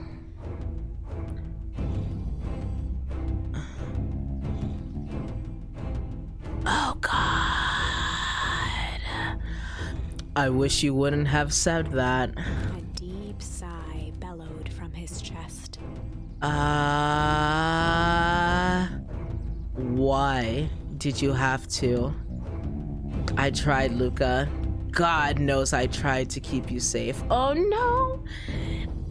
Luca attempted to take a step back, but Nuncreed's hand clamped down on his shoulder. But you Van Horns just can't help yourselves, can you? We were all so close to being done with this. With a firm shove, Nuncreed manhandled Luca into the phone booth. Oh, sweet baby Jesus. What are you doing? It's out of my hands now. The door latched shut with a mechanical hiss. Is he in there with me? Shit. Oh, does someone see? Does someone see this going down? Pounded the glass, the floor dropped from under his feet. Nope, never mind. I'm fucked.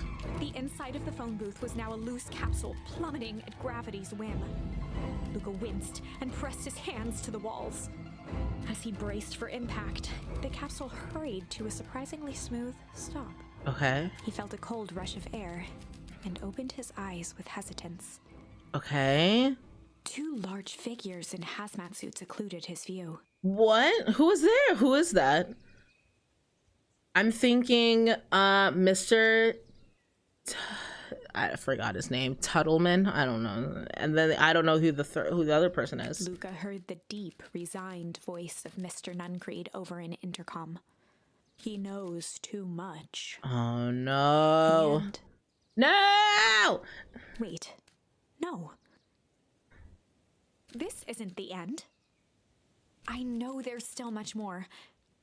Somehow this went wrong. Okay, let's try something else. I'm running out of options. Windows to the soul. That's all I can do. That one was all I can do. The last thing I can do is flight.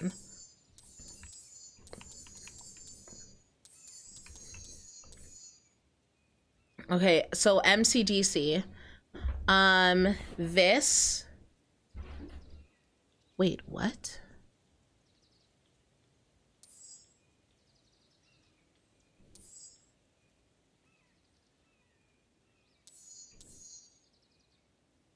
What? I swear I wasn't on the roof with Beck. This looks like Beck, right? I was on the roof with the bully for MCDC. So this is after the clones are surrounding us at the treehouse. Who the fuck is that? Alright, we'll find out in a second.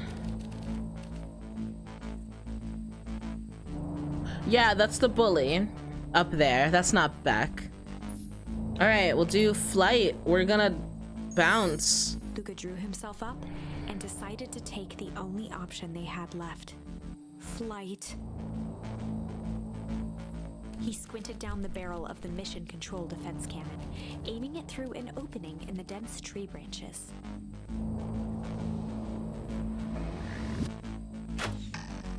Oh, I'm sorry. That works. As it struck true and taut. Oh, thank God. Wow, I can't believe that worked. Hey, Mr. Kerr. We'd love to hear your thoughts, but I'm afraid we have places to be. Come on, Iggy. See ya, jerks.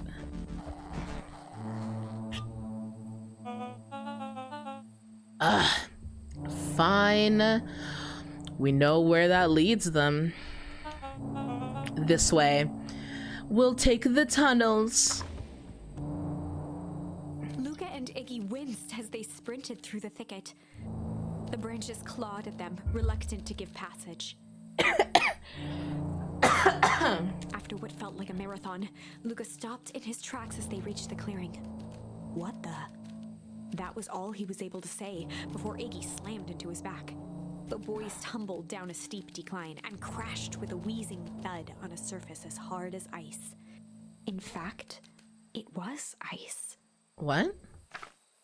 Chapter 5. Signs. They stood silently, catching their breath. The sky was like sapphire. With each breath, a plume of steam escaped from Luca's lungs. Let's keep moving. Luca pulled Iggy to his feet. Why? What? Across the snowy terrain. I don't understand. How? I'm not understanding. How did they get here? On foot? They got here on foot? Okay, so is there a replica of the town directly adjacent to the normal town? Is that where the source is? Is that why, like, why people don't, I don't know, leave? No, but that other company had to come from somewhere. This is a fucking SCP-ass town. I think just the, like, a replica of the entire town is here. And fuck, I don't know.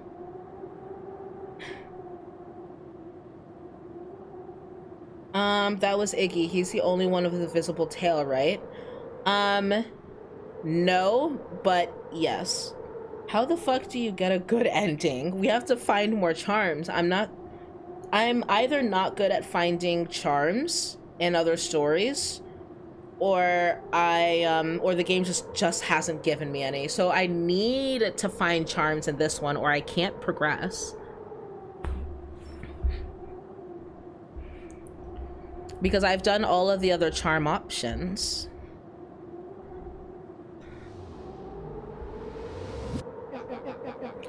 That was actually pretty badass. Uh-huh. I think we lost him. Are we up in the mountains? I don't think so.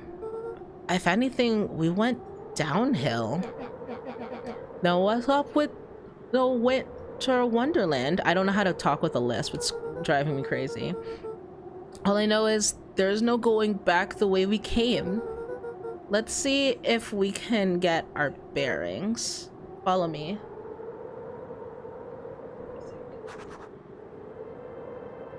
Oh, okay. Okay, I got it. Yeah, I think that's what I did last time. I just forgot. Thanks, Michael. What's the readout? Sitting just above 258 Kelvin? Are you measuring in Kelvin? That's down a bit from last time. Should we report this to Kerr? Meh, it's still within safe ranges. Maybe spreading, but it's under control for now. Even a small nudge in the equilibrium could cause a cascade. Dude, relax. Just a few more sites to hit before we can punch out. Let's get this over with. Okay, so basically what I'm seeing is they're almost like SCP agent operatives, making sure this containment sign is hunky-dory. What's all this? Hard to say with all this snow. I think it's the town sign. I could almost make out the letters under there.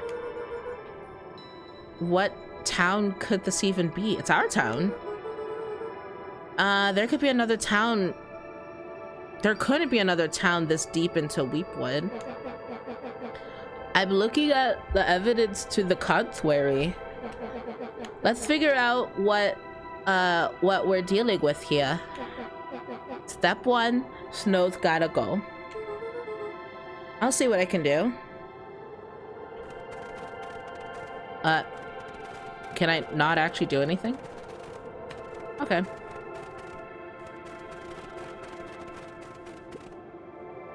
In situations such as these, I find it best to check stuff first and ask questions second.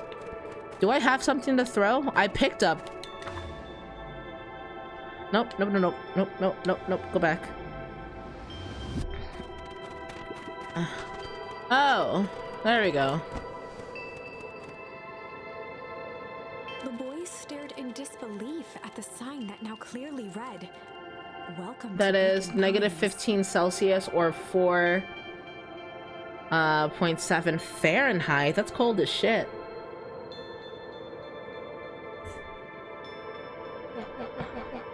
This doesn't make any sense.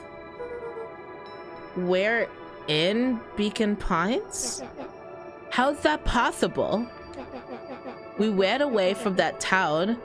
How did we get back here? I guess we got turned around. No, but it's snowing, you dumb little cutie. Where did all the snow come from? Yeah, that's what I'm saying. Well, it's been colder than normal lately. Not this cold! Don't rationalize so easily. There's a pretty big difference between sweater weather and this Arctic hellscape. The puddle we fought at before, it was cold too. Maybe all of it leads to one source? You think it's related? What the hell's going on? We're gonna get you some answers.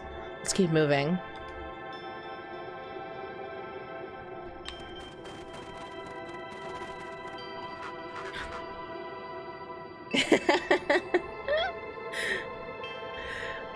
Luca? Luca? Luca, are you there? Luca had almost forgotten the walkie-talkie he was carrying.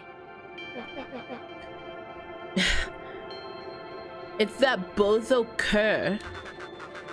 I hope nothing bad has happened to you out in the woods. Luca looked at Iggy with hesitation. No need to be rude. With a resigned sigh, Luca responded. It seems like the only dangerous thing in the woods is you. Oh, I'm sorry. That's my bad. I thought that was Rolo. I know he said it's that bozo cur, but I thought he was explaining to Rolo that cur fucked us up. Okay, sorry. He speaks, the young man of the hour. Now, how in tarnation did you end up with one of our radios? Just lucky, I guess. Boy, howdy, you Van Horns are full of surprises, aren't you? You knew my parents? I never had the honor of meeting your father, but your mom sure was a handful. Luca winced, shoving the walkie-talkie back into his pocket.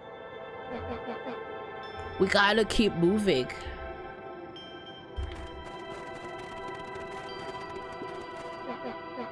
It's all frozen. Looking down at the frozen stream, Luca could faintly see a school of minnows encased in the ice. Whatever happened here, it happened fast. The fish didn't even have time to run. Or, you know, swim run. Hold on, let me look at other stuff. The fencing glistened, each chain link encapsulated with a translucent layer of ice. Looks like the stuff they put up around Weep Wood. The stuff who put up? I don't know.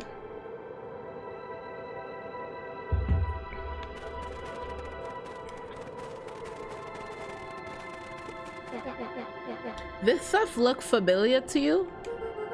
It looks like the barrel near the puddle I thought me into. Yeah. You asked for it, you little shit. If you weren't so mean, you wouldn't be an horribly ugly, disfigured abomination. Hush. He looked back to see Iggy's face twisted with confusion. I had to AFK for a minute and now you're in a frozen hellscape? Yeah, a lot has gone down. Everyone's gone. What? There's nothing here but more snow. There must be an explanation for all of this. We have to keep looking. You can look all you want. I quit. Iggy, we have to keep going. You don't get it, do you? This isn't one of your pathetic Hagatomic stories. We aren't going to save the day. We aren't even gonna save ourselves. My face is bageled. The town is destroyed. And everyone we've ever known is gone. We don't know that. Yeah, this isn't the town. You can't just quit. Do whatever you want. I'm done. Iggy, it's gonna be okay. Luca peered upward at the darkening sky. He let out a long, foggy breath. Faintly, Iggy began to cry. Seeing Iggy in such a pathetic state gave Luca a sense of Pathetic compassion state. and more than a little guilt. It is getting pretty late, I think. Probably not a great idea to stumble around in the dark anyway. Luca allowed himself to collapse next to Iggy. Let's just rest for a bit. Not like outside, though. There's a perfectly good inside right behind you. The boys huddled together for warmth and comfort. If not for exhaustion, their minds would be racing, trying to make sense of the events of the day. As it was, all they had energy for was to sit in silence, numb.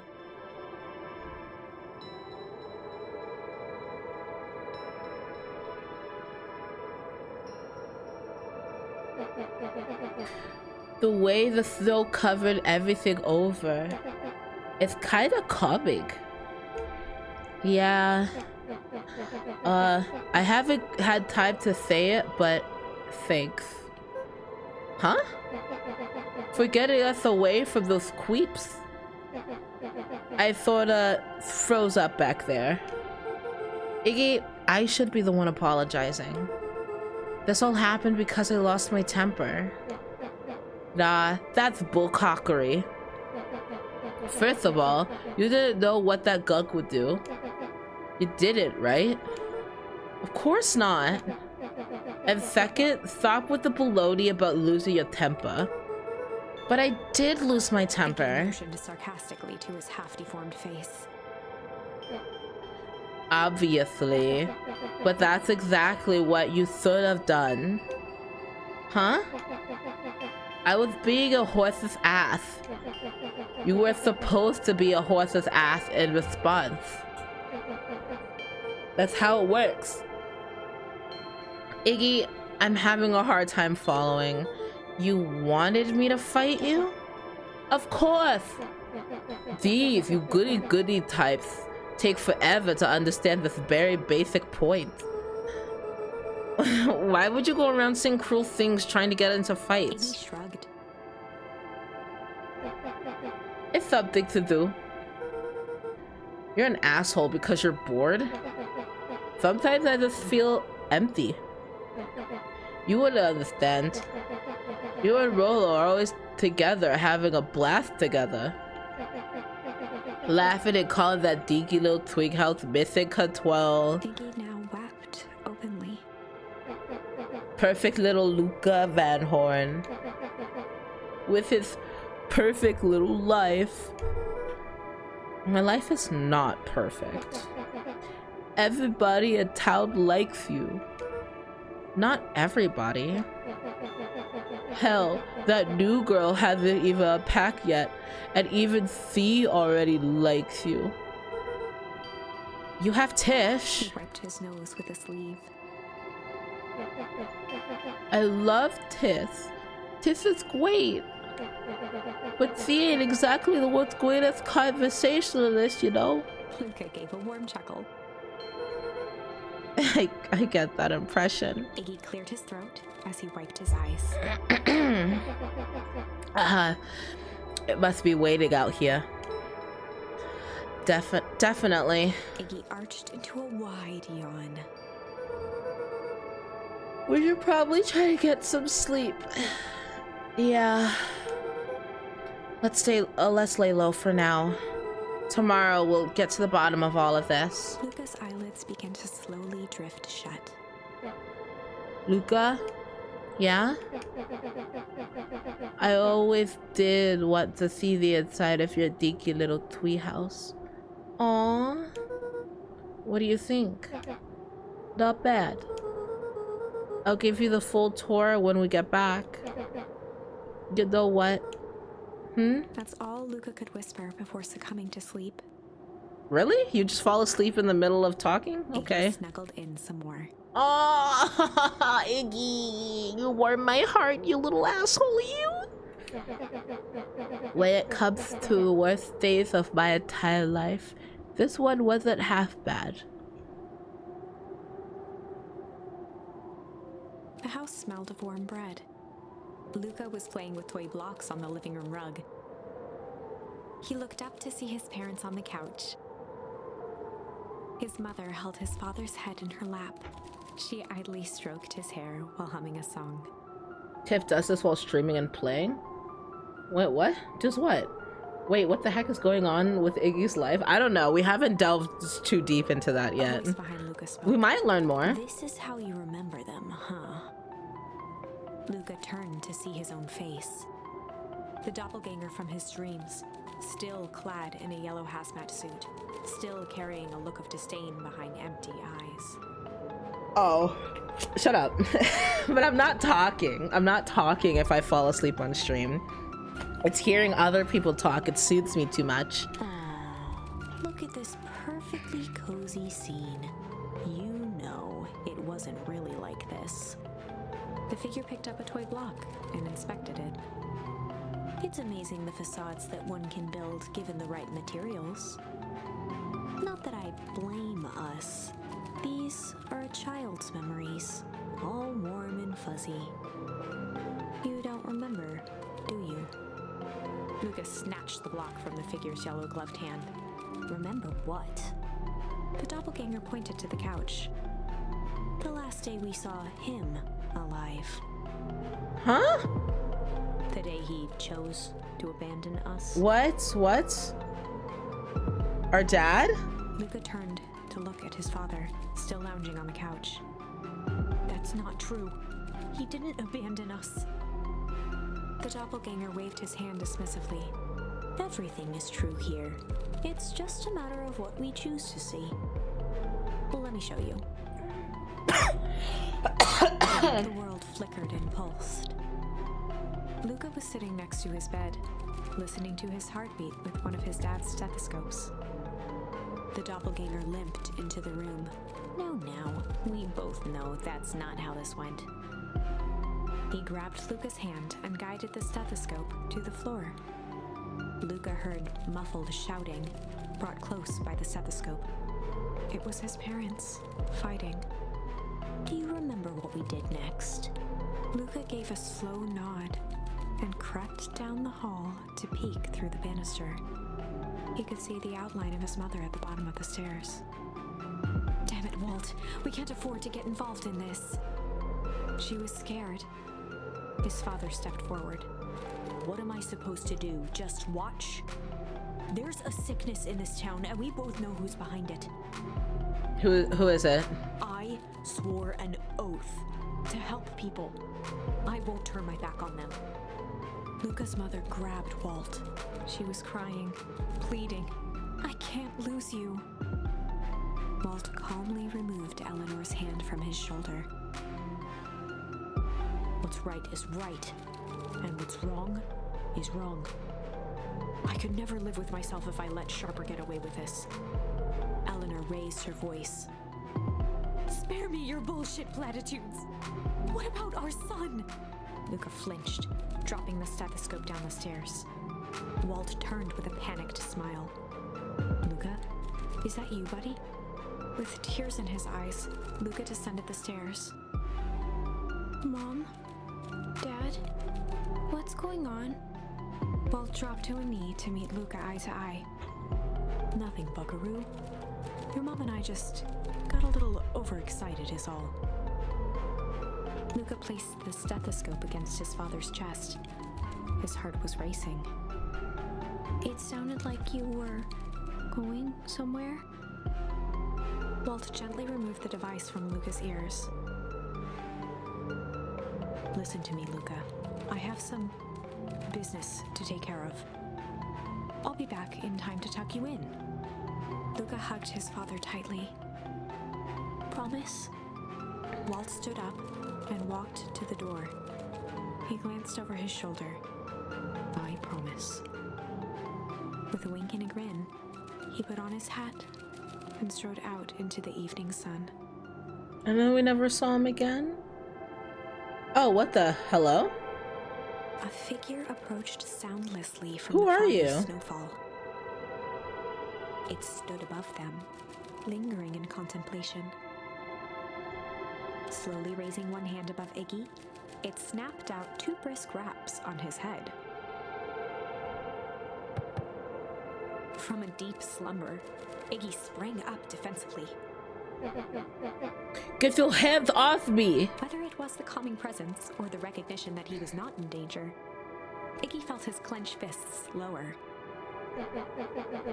Just what do you think you're doing? Luca looked up, gradually remembering his whereabouts.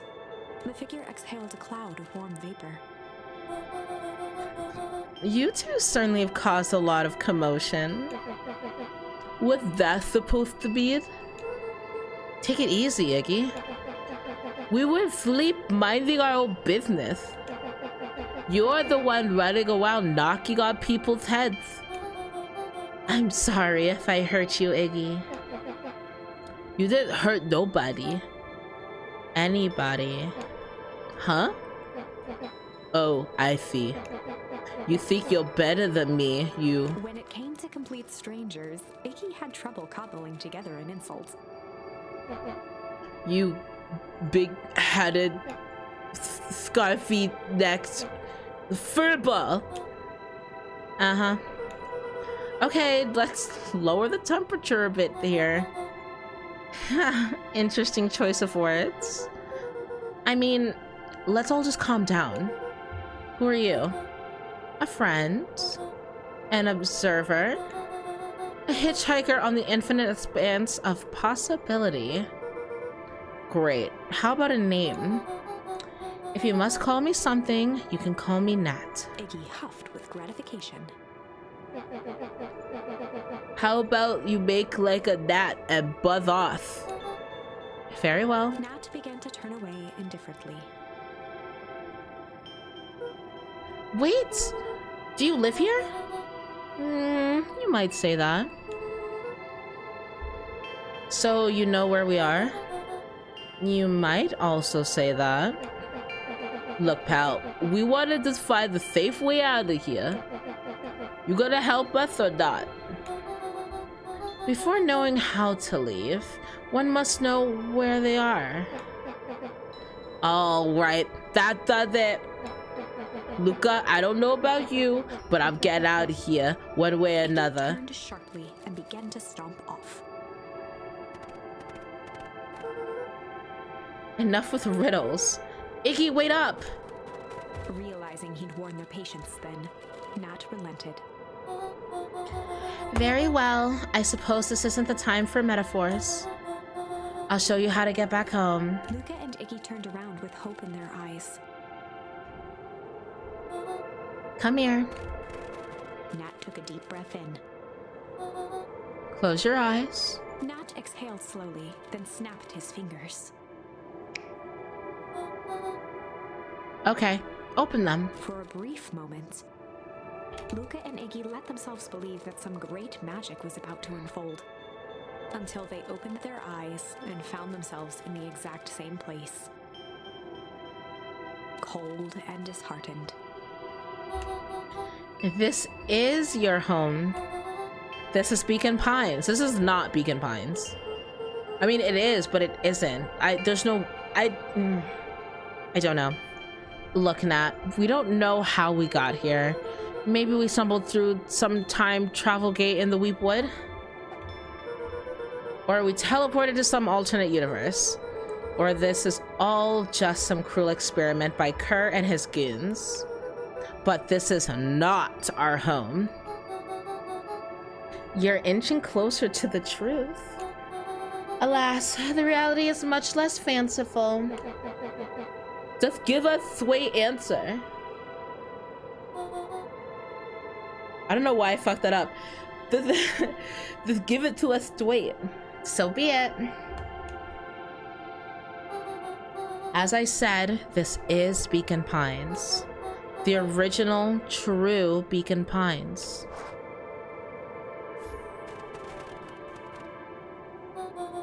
You both grew up here, but the town you've called your home for the past several years is a replica. I knew it. I knew it. Weren't time traveling after all. A remarkable achievement of engineering, to be fair, but a replica nonetheless. That's impossible. It's too much work. You need a whole town to replicate a whole town. Indeed, to pull off such a feat would require immense labor power. That which could be moved would be moved. That which could not would require a precise duplicate. We would have noticed. Someone would have noticed. You think so? Unless the auditing was impeccable. A mind-numbing attention to detail. As for the innumerable trivialities which complete the tapestry, well, you can leave that to the miraculous thing we call a brain. It has a real aversion to discontinuity, a revulsion even. The brain has a powerful way of smoothing out the rough edges, keeping us safe. Luca and Iggy looked looked around uncomfortably. So you're saying that someone made an entire town and moved us all and no one noticed? Precisely. But why? Why is the one question that can never be answered with certainty. The best one can do is to uncover. Matt narrowed his eyes, furrowed his brow, and uttered, The source. Why did you say the source like that? Why indeed? Luca began to laugh uncomfortably. It's all ridiculous. There's no way they He could. looked down at his feet. His eyes started back and forth in contemplation. With a sudden pain, a thought struck him. If this really is home, He sprinted off into the pale distance. As Iggy turned to follow, Nat called out, Iggy, it's not too late to turn back. What? Simply head west through Weep Wood.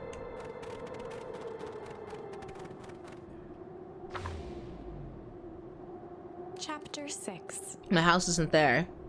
The Source. Nat expressed his sympathy with a shrug and sauntered off as unassumingly as he'd arrived. He'd given Luca and Iggy what they needed, and nothing more. As Luca sprinted across the snow, the events of the past few days became clearer, pieces to a larger puzzle. Rollo said he was underground somewhere, captured. Mr. Kerr tried to cover it up with lies. The clipboards were hell-bent on capturing Iggy. It all seemed to point to perennial harvest. But right now, there was one thing that Luca needed to know.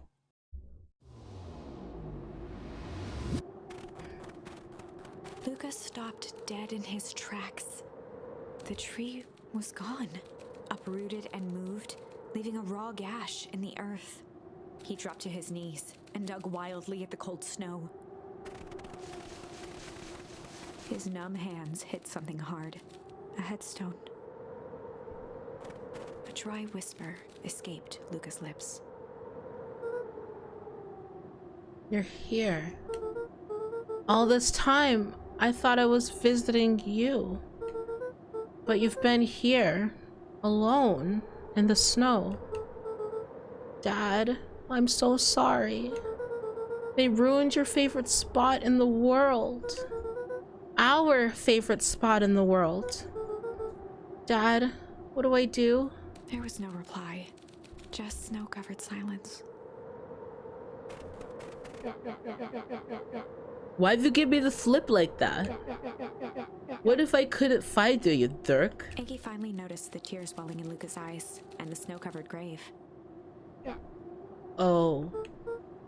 Iggy, they stole his tree, Iggy. Yikes. Suddenly, they heard the crunch of approaching footsteps in the snow. Who the fuck? We gotta hide! Oh. 259k. Fall off distance still good. Dude, did you hear me? I said 259. Sorry. You ever think about what we did here? We saved a whole town of people. Doesn't feel like it sometimes. What about everything we left behind? That's the grave of someone with a family. The people who love them will never know the truth. The truth is He overrated. bent down to scoop up a snowball and lobbed it playfully. Hey! Don't be such a downer, dude. We took this job to change the world. Yeah. Come on. It's almost lunchtime. What is that movement? What is that? Weirdo.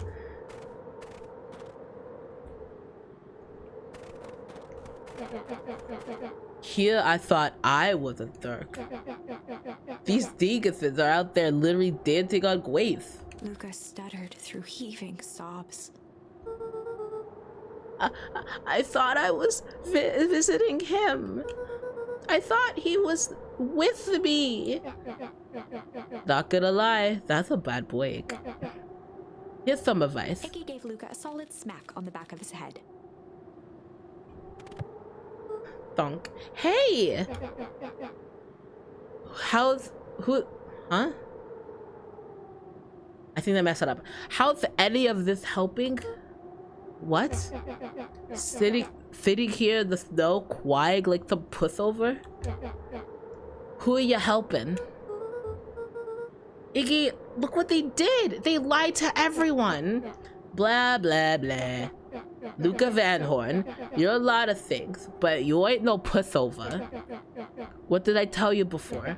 When Sub-Zix comes at you acting like a horse's ass, I should stand up for myself. Hell yeah. Kerr and his merry little band of clipboards pull it off of this switcheroo for a reason, right? Not mention something about a source? Luca wiped his eyes with a sleeve.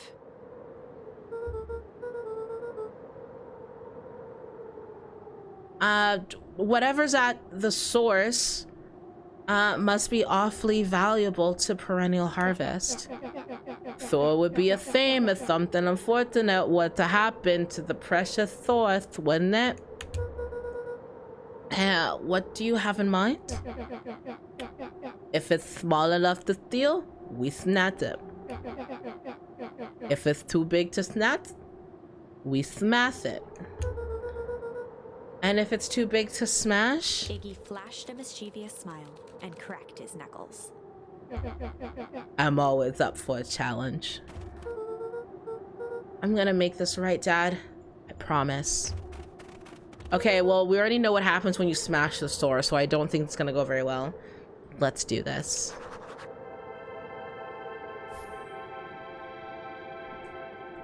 All right, everyone.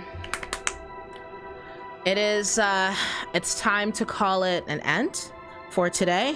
I have to head off to the in-laws as I do every Sunday. I hope you guys are enjoying the story. I feel like we're not getting that close to the end, but this has been fun nonetheless. Thank you so much for joining me on this adventure.